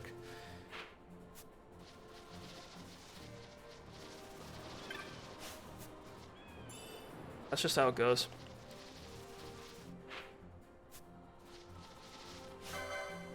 I feel like it should become more common knowledge for like why these things go bad. Still, how can this be normal business? It happens, I don't know. I know some guys in software development, and from what I've heard, it's pretty common. Like, because there's business people, and there's there's developer people. And, it's pretty common for there to be kind of a disconnect between those two, especially when you have situations like, this is gonna be a little weird because I'm trying to get into the industry, so hopefully this doesn't get dug up in like hopefully this doesn't get dug up or, like later or something. But basically, I think that there's an issue where sometimes like right now in the industry, it's common for people to be very disconnected from what the product that they're like producing and putting out there is, and they don't really always look at the long-term consequences. Because like you'll have situations where it's like, oh yeah, this game's not going to be so hot, but we're going to invest really heavily into its marketing, and that'll mean that people will buy it, because that's something that's common with games, where like people will buy something just because they hear a lot about it or because it's got really strong brand power. But what'll happen after that is that it'll just cost them in the long run. Like, they'll go, oh, we need to, like, we'll just push this game out as soon as we can for, like, the Christmas season, because if we push this game out for the Christmas season, we'll get a bunch of sales, we'll cash out on all that marketing, we won't risk disappointing people by delaying the game or whatever. And then what ends up happening is that the game they put out isn't great, and then the mentality around it gets really negative, and that means the game they put out after that sucks. But man, the people still buy everything, even me. I get constantly disappointed by Far Cry, but I still get it at some point. Yeah, I'm not gonna pretend like I'm any better. Like, I knew Modern Warfare 2 was gonna have the problems that it did, but I still bought it. Yeah. That's just how it is. I do think people might start. I do think some things do come out where it's like, oh yeah, people should stop. Like, I think some people do learn. It's just not like a mass thing. I know one thing about like there are some things that probably won't change that much. But until something really drastic happens. Like here's one thing. People were very defeatist about EA, right? So around when ever since well, EA's got a lot of problems that are really infamous. I'm just gonna put the controller down really quick. EA's got a lot of problems that are really infamous, where EA has purchased multiple studios, run them to the ground, and then sold them when they stopped being profitable. That's happened to a lot of studios, and one that I actually really liked was Pandemic, which made a game that I really liked right before they got liquidized, which was The Saboteur. And what they did is, what EA has been doing that, and the reason why they can afford to do that is because EA has a very consistent stream of money, and that's in their sports games. Like Madden Football and like FIFA and all that, like they make a lot of money off of those games, and they barely touch them because they release them every single year, and it's mostly just roster updates. They'll occasionally add something new, but for the most part, like they kind of just play the same. And the reason they were able to do this is because they had a captive audience that was very loyal, because people who play sports games don't play other games usually. I've met several. There are people out there who just buy the new FIFA, and that's the one video game they play in their life, because outside of that, they're doing work and maybe playing games with or maybe like hanging out with other people, but when they play a video game, they play FIFA because it's soccer, and they like soccer, or football if you're from Europe. And it's they'll be like that. Well, here's the deal. They don't know. They don't know about EA. They don't know about any of the problems with the industry. They don't know about any of those issues. They're just like, yeah, I pay $60 a year. It's like a subscription. I pay $60 a year to get the updated version of this game until they have to buy a new console, I guess. But the deal is that that happens, and then you assume, people kept assuming, yeah, EA's never going to change because they're always going to have that eternal stream of money. But they finally pushed it a little bit too far, because I think they had a Madden, and I think they had a FIFA come out that was hilariously broken, and that did impact their numbers. So, like, there is a large margin for error here, but like I do think if people try to stay informed, like, change can happen. It's just like, because the thing that happens with these business decisions is that the guys who do these decisions, like, they'll keep pushing the envelope until the consumers reach a breaking point, and then they'll ease off of it. Like, you remember how loot boxes were the hot thing right up until, like, what was it? Just realized the game doesn't have sound. Hang on. No. I can fix that. Thanks for letting me know. Okay. Be a little better now. Okay.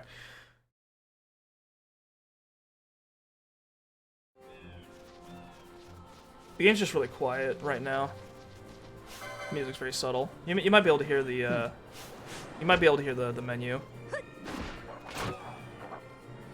That should be more audible. I'm on my audio here. I can hear it. It looks like the gauge is going up, so it should be audible to you guys, but maybe not. Yeah, it's more now. Yeah, I thought so. Anywho, Yeah, so like you remember that whole deal you remember that whole deal with loot boxes where it like peaked when EA finally hit like the consumer limit, and then they released Star Wars Battlefront 2, and then they broke that sort of they kind of broke that sort of sacred barrier. Yeah. They broke that sacred barrier that I think everyone knew existed, but it had never been like said out loud, where it's like, okay, you could put microtransactions. The discussion in Europe was so funny. Yeah. Is this gambling? We're making this illegal. And immediately like from the developer side, I was like, "Oh no." Oh no, our monetization's illegal. Oh fuck. Where do I get my fucking greens? But yeah, no, I bet it was funny over there. Yeah, but what was it? It was like they pushed loot boxes to the limit, and now they're trying to find the next thing that does that. And like I'm sure, I like people. I think people are getting. I don't know for certain because it's not like I have my hands on the numbers that these things put out. But I feel like people are starting to get tired of battle passes. Yeah. What did they say? Something like random loot mechanics. Yeah, it's just gambling. That's what it was. It's like, but the way they justified is that they called them surprise mechanics. Ooh, surprise! It's dog shit.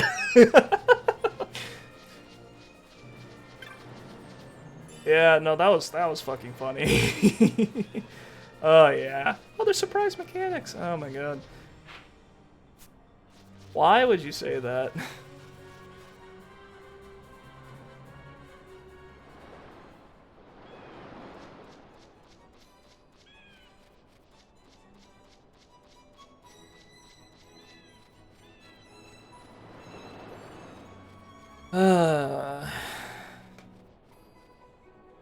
Life is strange. Life is strange, and the games industry is in very strange spot right now.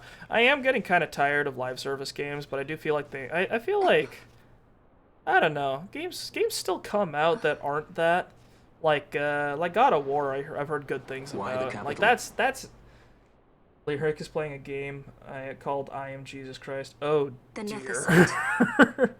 I must destroy it. Oh dear. dear. Sure?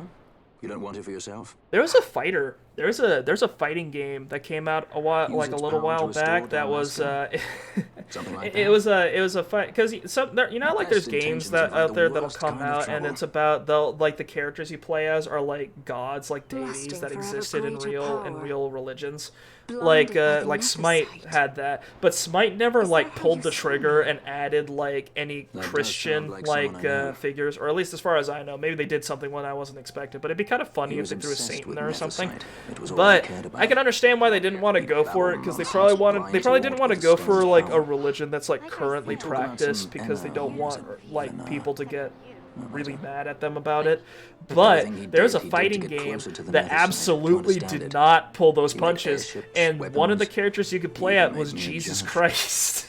You could play as Jesus Christ. Not only was he strong, but you want to know what happened? He had this fucking animation for him spawning in. It's Jesus Christ. He's up on the cross, and he rips the arms off of the cross. He's still latched to them, but he rips the arms off. He says, "I'm back for the people." And then he goes in and he punches people using the chunks of wood attached to his arm as his weapon. That's when he lost his heart to Methocyte and lost himself.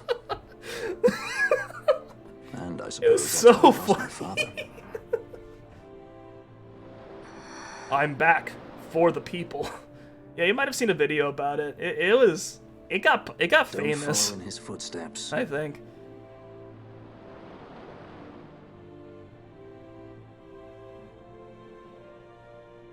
I ran away. I couldn't stand seeing him like that, a slave to the stone. So I ran.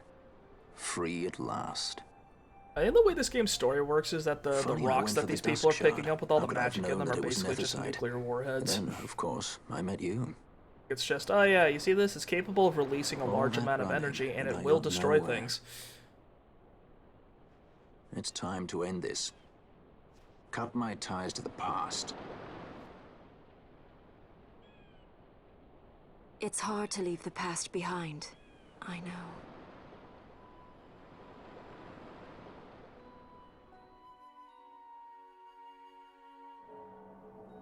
I want to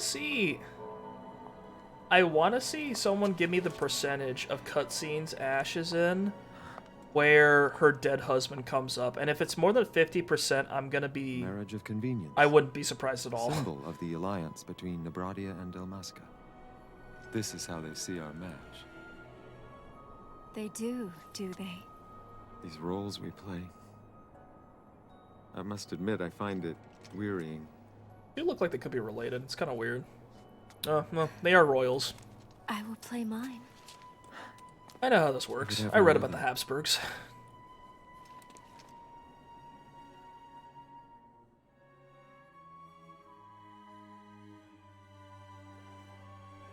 The choice is yours to make.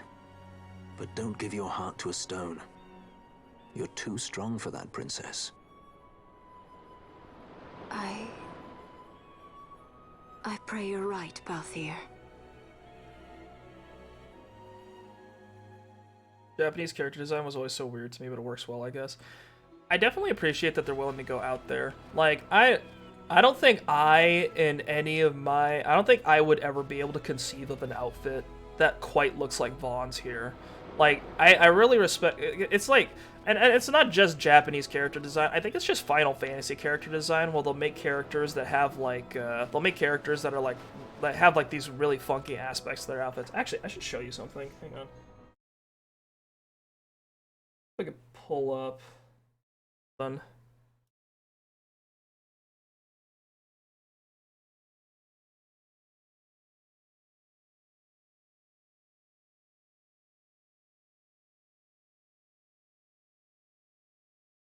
There has to be at least one Playboy bunny. Yeah, sex sells.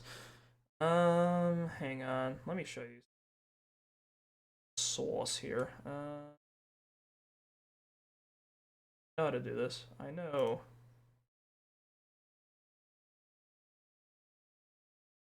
No, I know how to use this device. Hang on. What did I just do?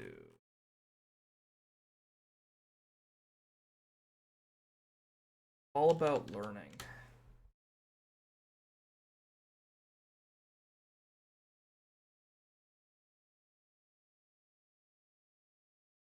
Where is it? I just saved it. Hang on. I've got it. I've got it. I swear to God.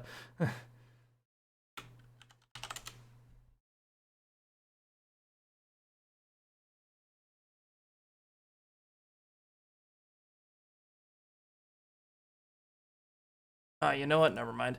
I can't do this. I was trying to pull an image of something really quick, but unfortunately everything on Google Images comes out as a WebP file instead of a JPEG, so I can't really quickly look it up.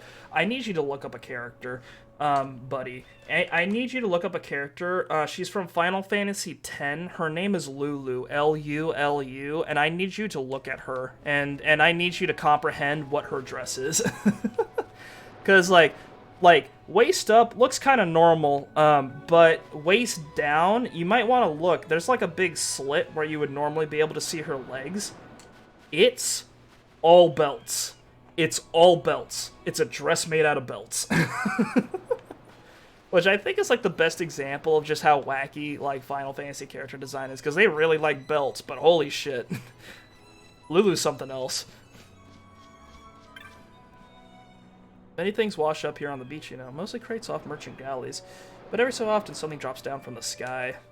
That is, from the Sky Cities. A while back, a man came washing up from Bajirba. Oh yeah, weird. How did they come up with that? Dude, I don't know. I think they just like belts, if I had to guess. He's in the camp now. Amazing, eh?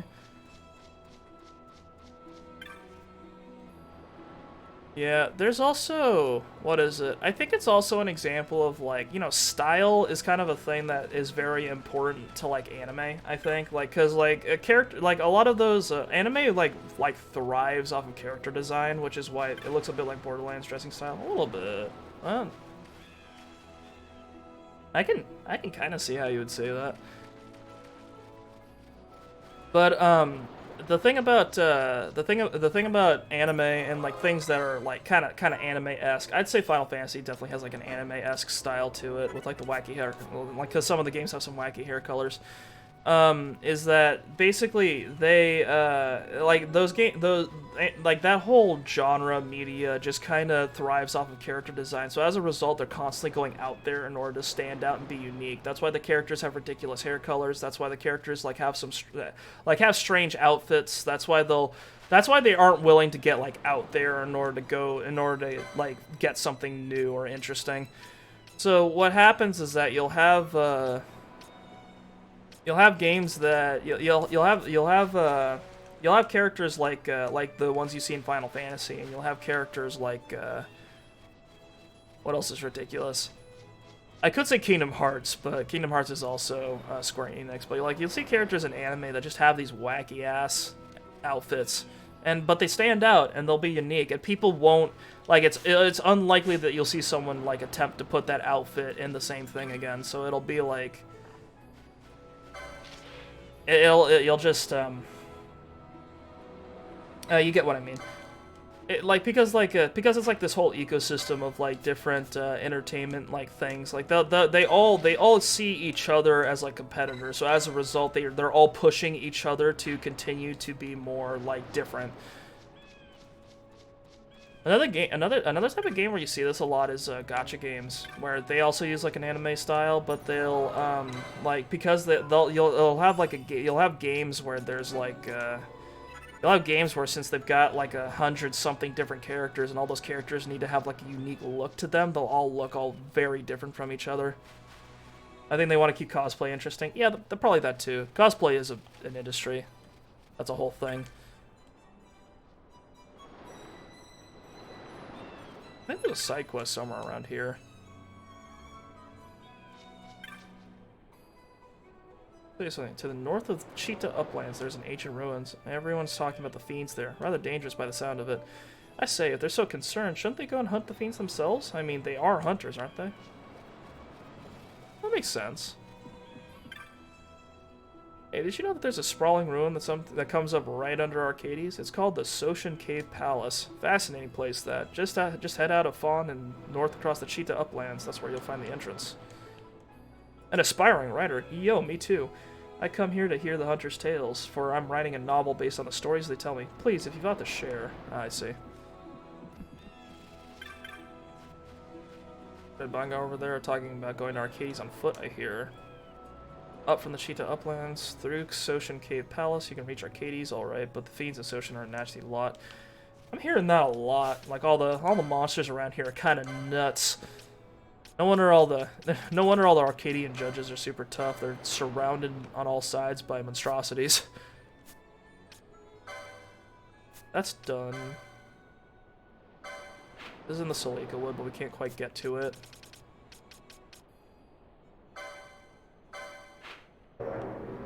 This one's in the Ester Sand. Okay.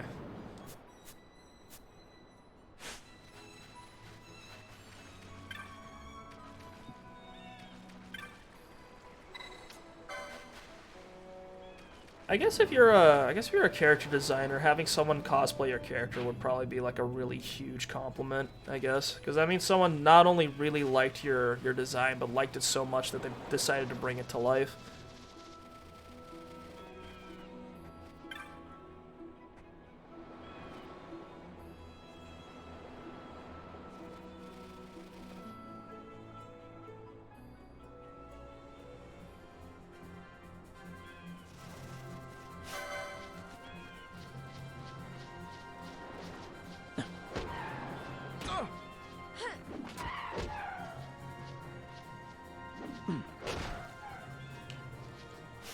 We should probably get oh, we got a lot of license points. Oh, baby.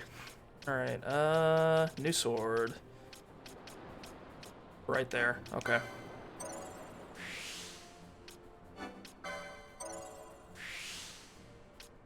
And Battle Lord, hell yeah. Make Ash do more damage. Want her to slash. Want her to do absurd amounts of damage. I'd like that. If I have a healer that can also just cut a man in twain, that's exactly what I want out of life.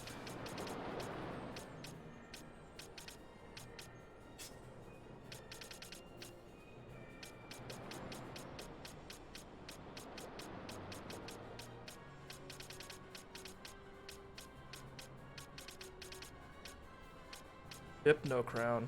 Can't wait for that.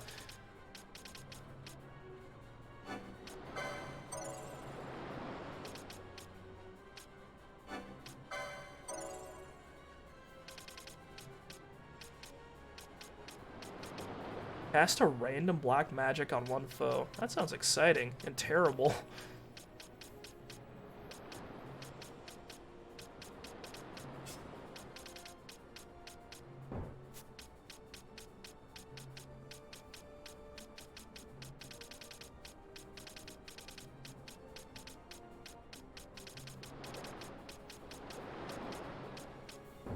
Haha, we can give Bosch white magic. That'd be fun.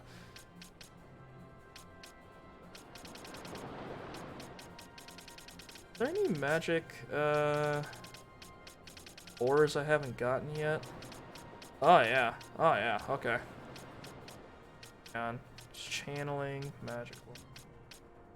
We can get over here that like we can also get here.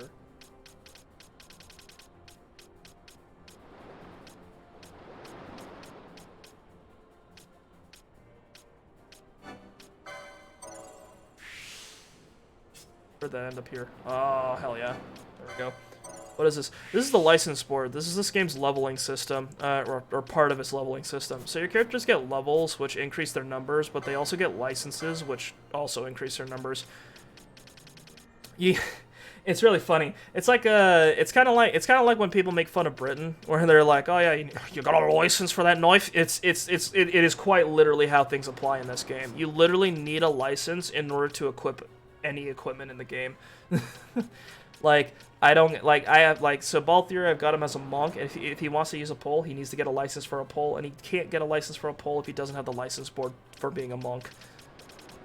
There's also licenses that do stuff like increase your strength when HP is full, and they also give you gambit slots, which are these little stratagems that I give my characters when I'm not controlling them, like these.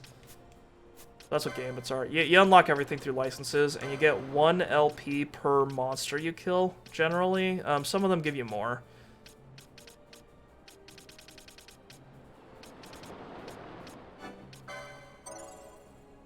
That's how you increase your character's abilities and give them strength and other things.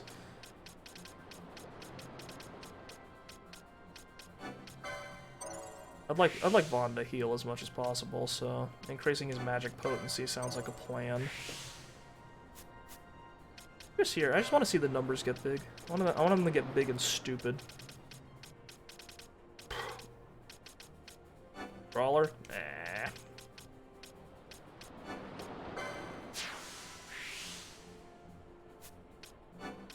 Alright, well, Balthier will have max level white magic whenever we unlock that. That's gonna be funny. Oh, there's a battle lore over there. That's cool.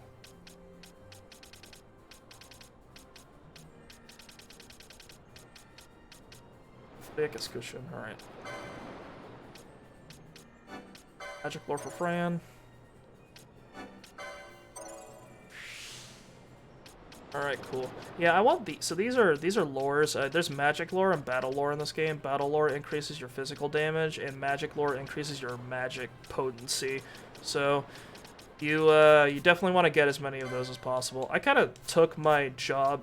All the characters have 2 jobs that you can pick up, and jobs are basically what give you your license board. So they determine what things you can get. And they're like classes. They'd be called classes in any other game. And those you pick up the combinations I came up with. I did some research just to figure out which ones I wanted ahead of time, so I would spend less time like thinking and humming and hawing about it while I was on stream.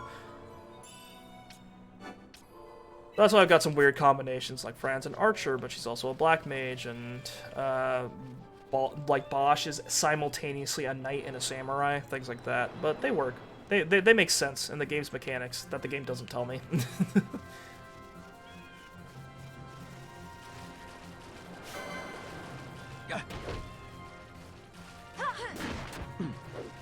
Well, that's funny about this game is that characters will start with weapons that seem appropriate to them, but they actually won't be like optimal.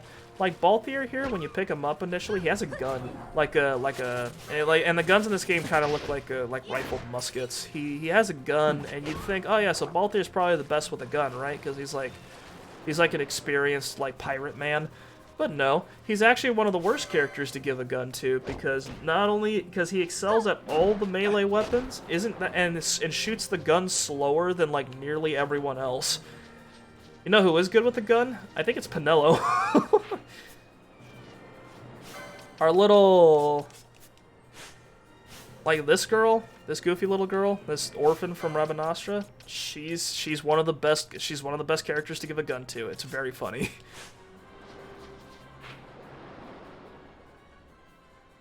Northeast Arcadia, so we're going up that way. What's over here?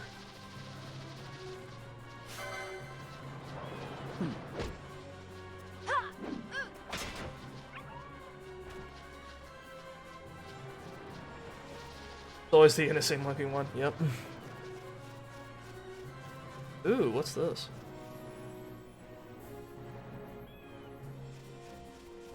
Oh, interesting. I found a secret. Got one vest out of it. There's like a whole area, hang on.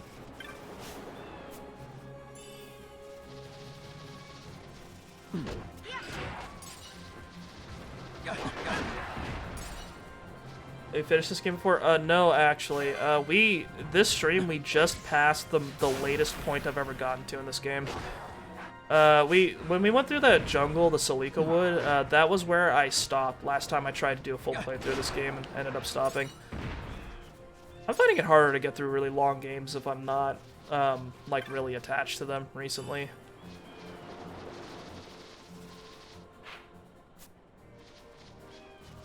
Last time I had a super long game that I finished, that's a dinosaur. Do you only play on streams? No, I play off streams too, but it's usually not single player games so much unless they're like really special. One thing I like about streaming is that it's gotten me back into some of the games that like I normally wouldn't have like as much time to dedicate to play. Like Final Fantasy 12, like streaming's giving me the motivation to actually finish this game, and I do like this game, so that's good. But like normally when I'm off stream, recently I've just been playing Call of Duty, to be totally honest. Just because like it's really easy to just sit down and play that game for like an hour. Because outside of that, I've been pretty busy.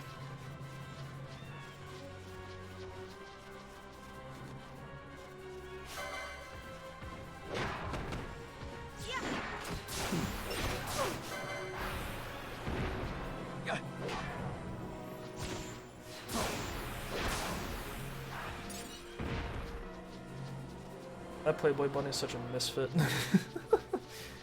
Yeah, no, she's definitely an interesting character.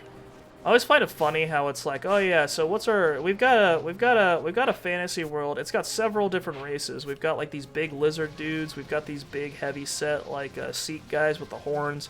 We've got little Moogle creatures. Which ones are we gonna have like who's gonna be in our party? Oh, we're gonna have 5 humans and 1 bunny girl. That's it. That's a full, well-rounded cast. I think it's a waste. I think it's a waste of potential.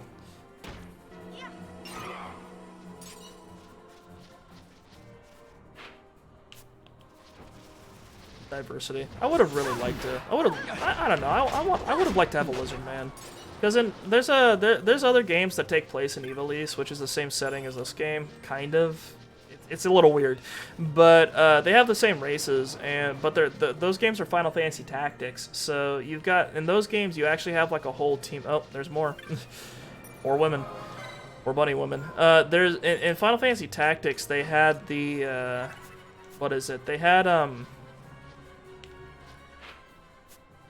They had the lizard guys, they had the Sikhs, they had the Viera, which are the bunnies, and those were all present, and you could have them in like your clan, and then like make teams out of them, and then they would all have like their own classes and their own like gameplay considerations that made them all different and interesting, and I like that a lot. So on that one, you could build up whatever team you wanted, which was pretty neat. And like the Viera had like a lot of like dexterity or magic focused characters. What are you guys doing here? There you go, Wayfarer. To the east lie the Cheetah Uplands. To the north across the plains lies the seat of the Empire, Arcades. Myself, I should go. Divinity Original Sin 2. First character Lizardmen, second is Skeleton. Perfect party. Exactly. It's all you could ever need. I've got the ideal Divinity Original Sin 2 party. I've got a possessed woman, a lizard man, a cannibal, and a skeleton. It works out. Myself, I shall go east to the port town of Balfenheim. I have heard it is a place where men and women value freedom above all else. Very neat.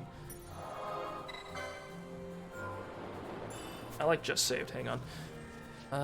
So that takes me to the Cheetah Uplands. That kind of snuck me upwards. I kind of want to map out all of these regions just to make sure I've got like a good idea of where everything is. No, I'm just blasting through here, fellas. Get me out of here. Alright, there we go.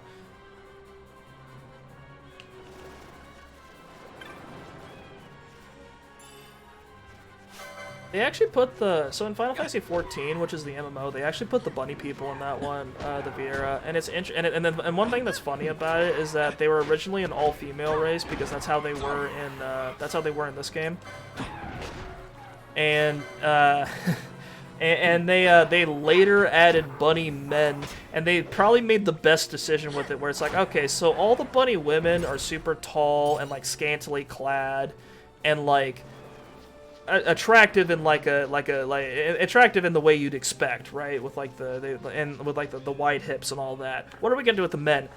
Let's make them twinks.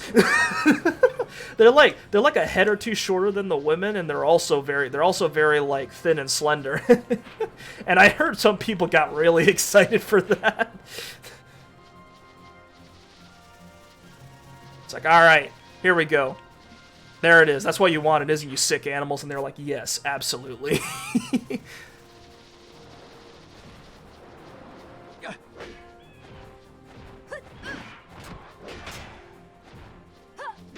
He slapped me with his tail. Ew.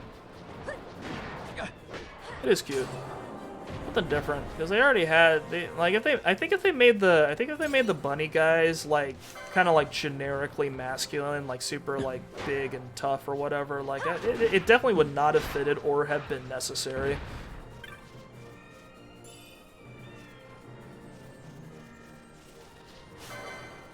Because like if you wanted to build a big guy, they already had options. I played Final Fantasy XIV for a little while, and I didn't quite get through like all the Realm Reborn content, unfortunately. But one thing I did notice about the game is that the character creator is really it's really good, but it's definitely a Japanese video games character creator. Because like there are like 1.5 million options to make your character cute or pretty. There are very limited options to make you, or like there are some options to make your character look like big and gruff. But one thing that you don't get a whole lot of is facial hair. Like your beard and mustache options are outstandingly limited when you compare them to your options for hair. Like you can make there's like if you want to give your character certain hair, like each of the races have like 15 to 30 or something like hair options, and you can set the toning and the highlighting so that they've got like multiple colors, and like you determine where the colors are. But beards, you've got like 2 options for beards. Very realistic in Asia. Some Asians can grow beards though. Like, absolutely. They have more options than 3, I think. But I do understand why they de-emphasize it a bit. Not as common, I guess. Definitely didn't catch on as much. 3.5? Alright. Okay. I'll take your word for it. At least let me make an old man with like goatee or like one of those old generic like Kung Fu Grandpa Fu Manchu things. Like the really long mustache and with the drooping beard. I'd be down for that. But it's like if you try to play as like the human characters, like the Cure, like if you make the Midlanders, so like the normal looking humans, they have like 3 options and 2 of them are basically stubble. I'm pretty big and tall. I had a full beard in Japan. Some people were scared to change the roadside when seeing me. Oh dear. Wow.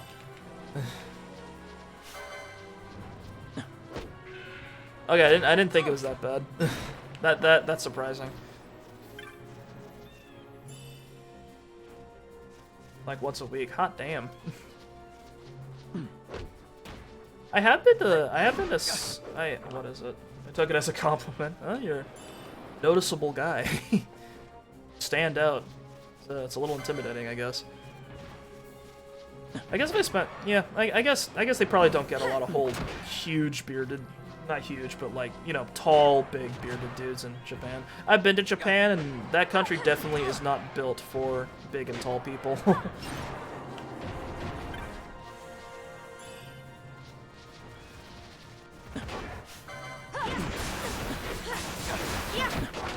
What was it? That's like a common thing with games that have like character creators. Like there's games that have character creators that come out of East Asian countries, where it's like because I know there's a couple Japanese games that had really noticeable character creators. That was it was Final Fantasy XIV, and another thing that was called Project Something. It was like an anime style sort of like Souls-like game. I don't remember what it was called.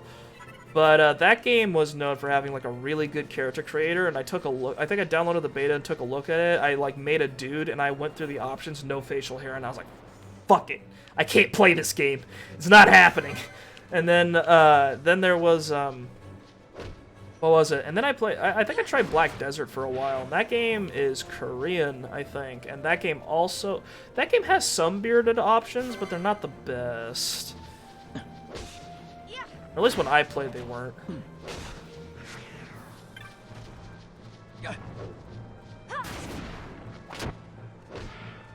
Yeah, it's weird. Because, like, Asians can grow facial hair. It just didn't really catch on as much, I guess, in those countries.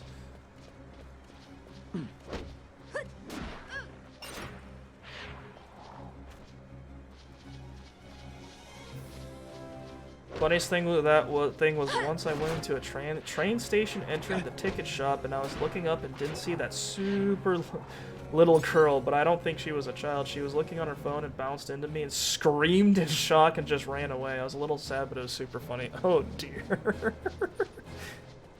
Oh no.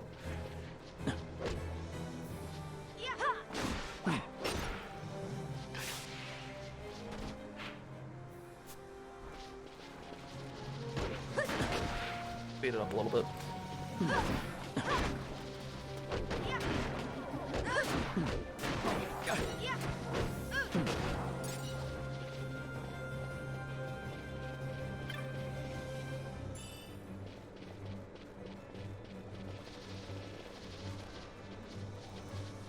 That is one thing about visiting Japan. It is like, I think I said this before. I think I said this to you in particular too, where it was just like, it is an astonishingly different country with like its own like, just very different from anywhere you would see in like America or Europe.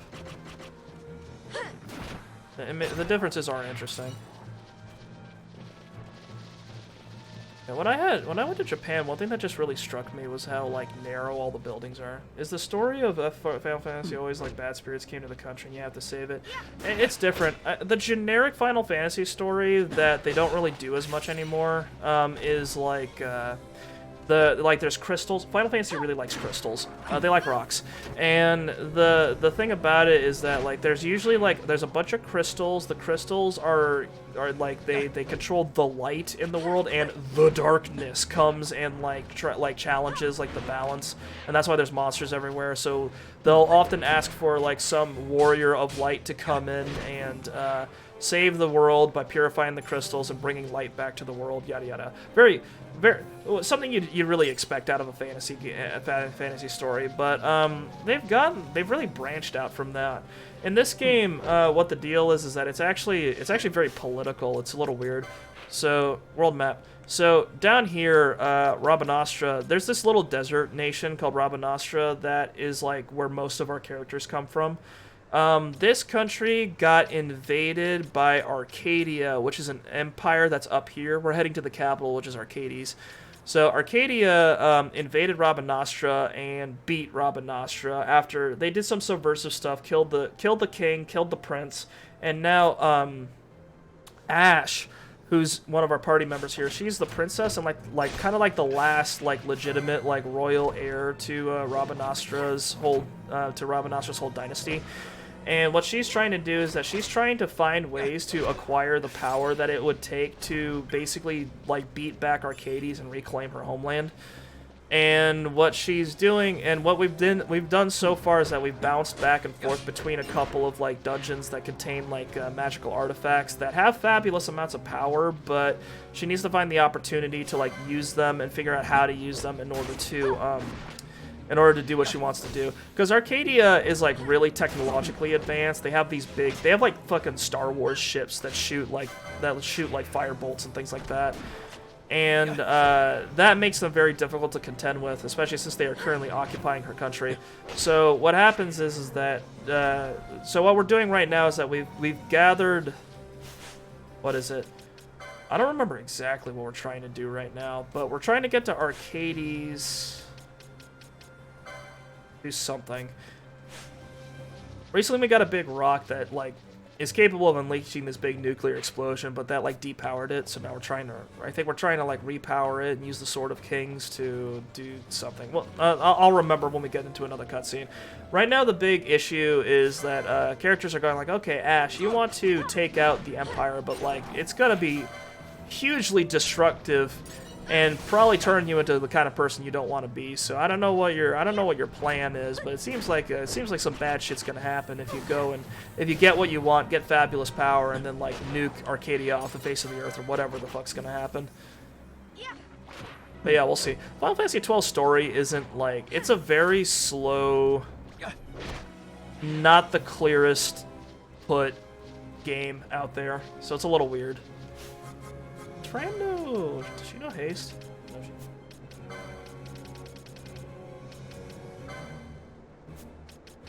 Tragic. So Star Wars, The Witcher. That's one way to put it. Not very Witcher, though, I don't think. Fantasy Star Wars is a good way to look at it, though.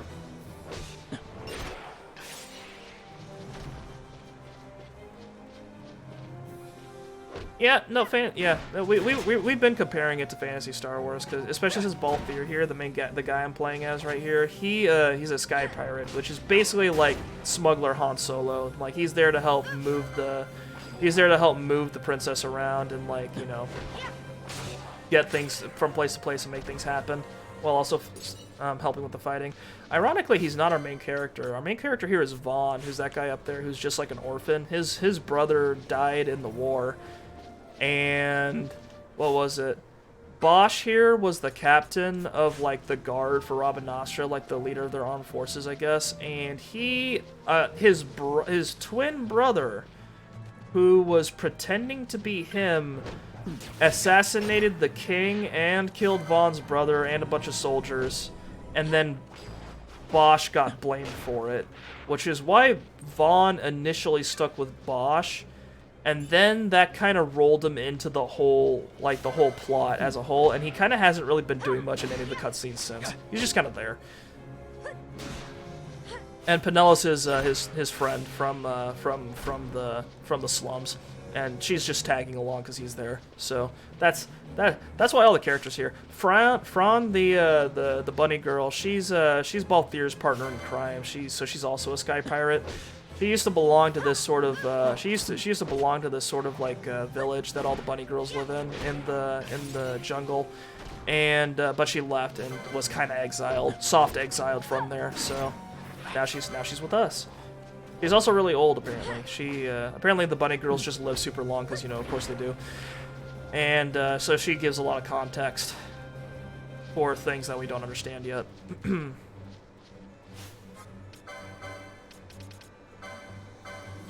But yeah, that's pretty much all the characters in the plot, the gist of it at least. Not paying too much attention, I'm not gonna lie. Because most of the game is just me, it's just me running around and hitting things. And admiring the environments. This guy's got a crown. Are those naturally occurring? Bronze 30s! Oh, Jesus. Hang on.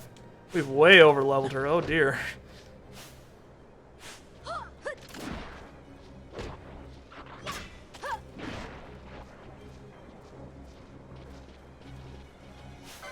On. Balthier, Bosch. There we go.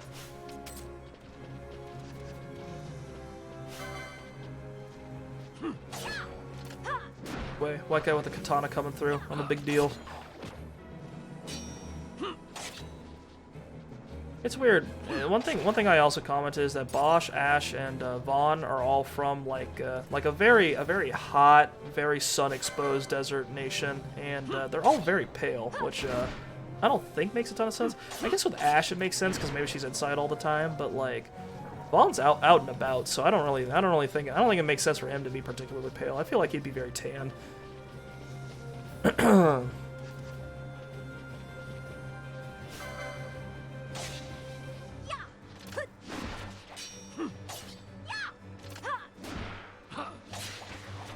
Either that or they'd be covering up more, because if they're pale and they're out in the desert, they'd be burning very easily.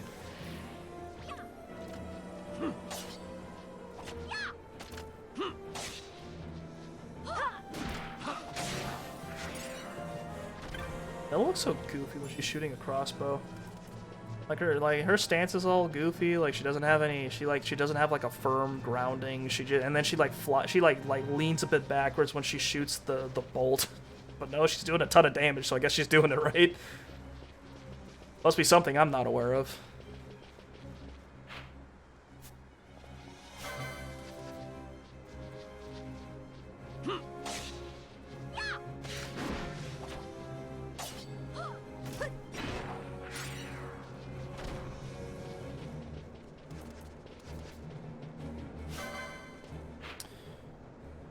Not particularly close to Arcades. I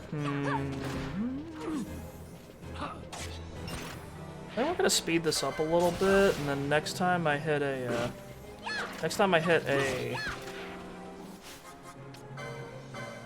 what is it? Next time I hit a save point, I think I'm gonna call it for today, because I am quite busy today. This afternoon at least. Afternoon and evening. And night. I've got something to do tomorrow morning. I need to get ready for it.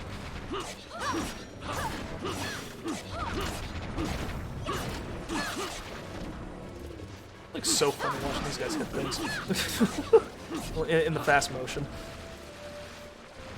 I'm standing faster. I'm waiting faster.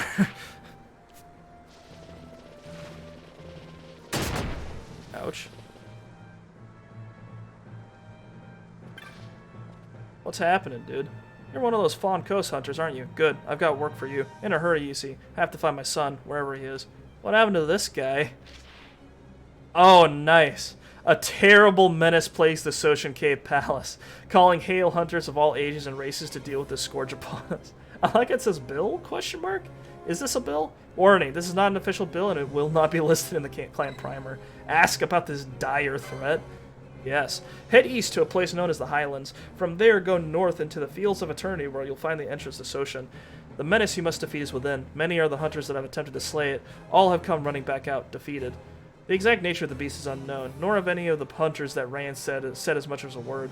To put an end to this scourge, I thought to post a bill for its hunting. Those clansmen refused my expertly written wanted bill, saying it was crude and ingenuous in its execution. They wanted me to rewrite it. Wounded, I withdrew my posting. I thereupon hired 2 hunters from the Fawn Coast and sent them into the caves, the craven curs. As my son and I waited by the entrance, these 2 so-called hunters came running out and past us, completely ignoring me, their employer. Enraged, I gave chase, managing to catch one of the 2 lying upon the ground, utterly useless. Worse, I was separated from my son. So went all until now. Understood? Very well. I will call my servants from Arcades to search for my son while you enter the caves. Use this key to access the chamber where this menace may be found. Off with you. Cool. We're hunting something. I don't know what it is. Alright, fabulous. We'll take care of that next time. Alright. So we made some good progress. Pushed our way through the highways and the... Pushed our way through the highways and the Salika Wood and the Fawn Coast to the Cheetah Uplands. So... Well, that's it. I'm going to call it for today and call it for this weekend. Thank you very much for watching. I'm glad you guys were able to make it, and I appreciate your company. Yeah, you have a good Sunday too, man. I'm probably gonna. I'll have a new schedule up on tomorrow, and we'll see what we'll be playing this weekend. It's probably gonna be the same 3 things I've been working on. But yeah, with that said, hope you guys all have a fabulous weekend. Hope you guys all have a fabulous week after that, and hope to see you all again soon. Bye bye.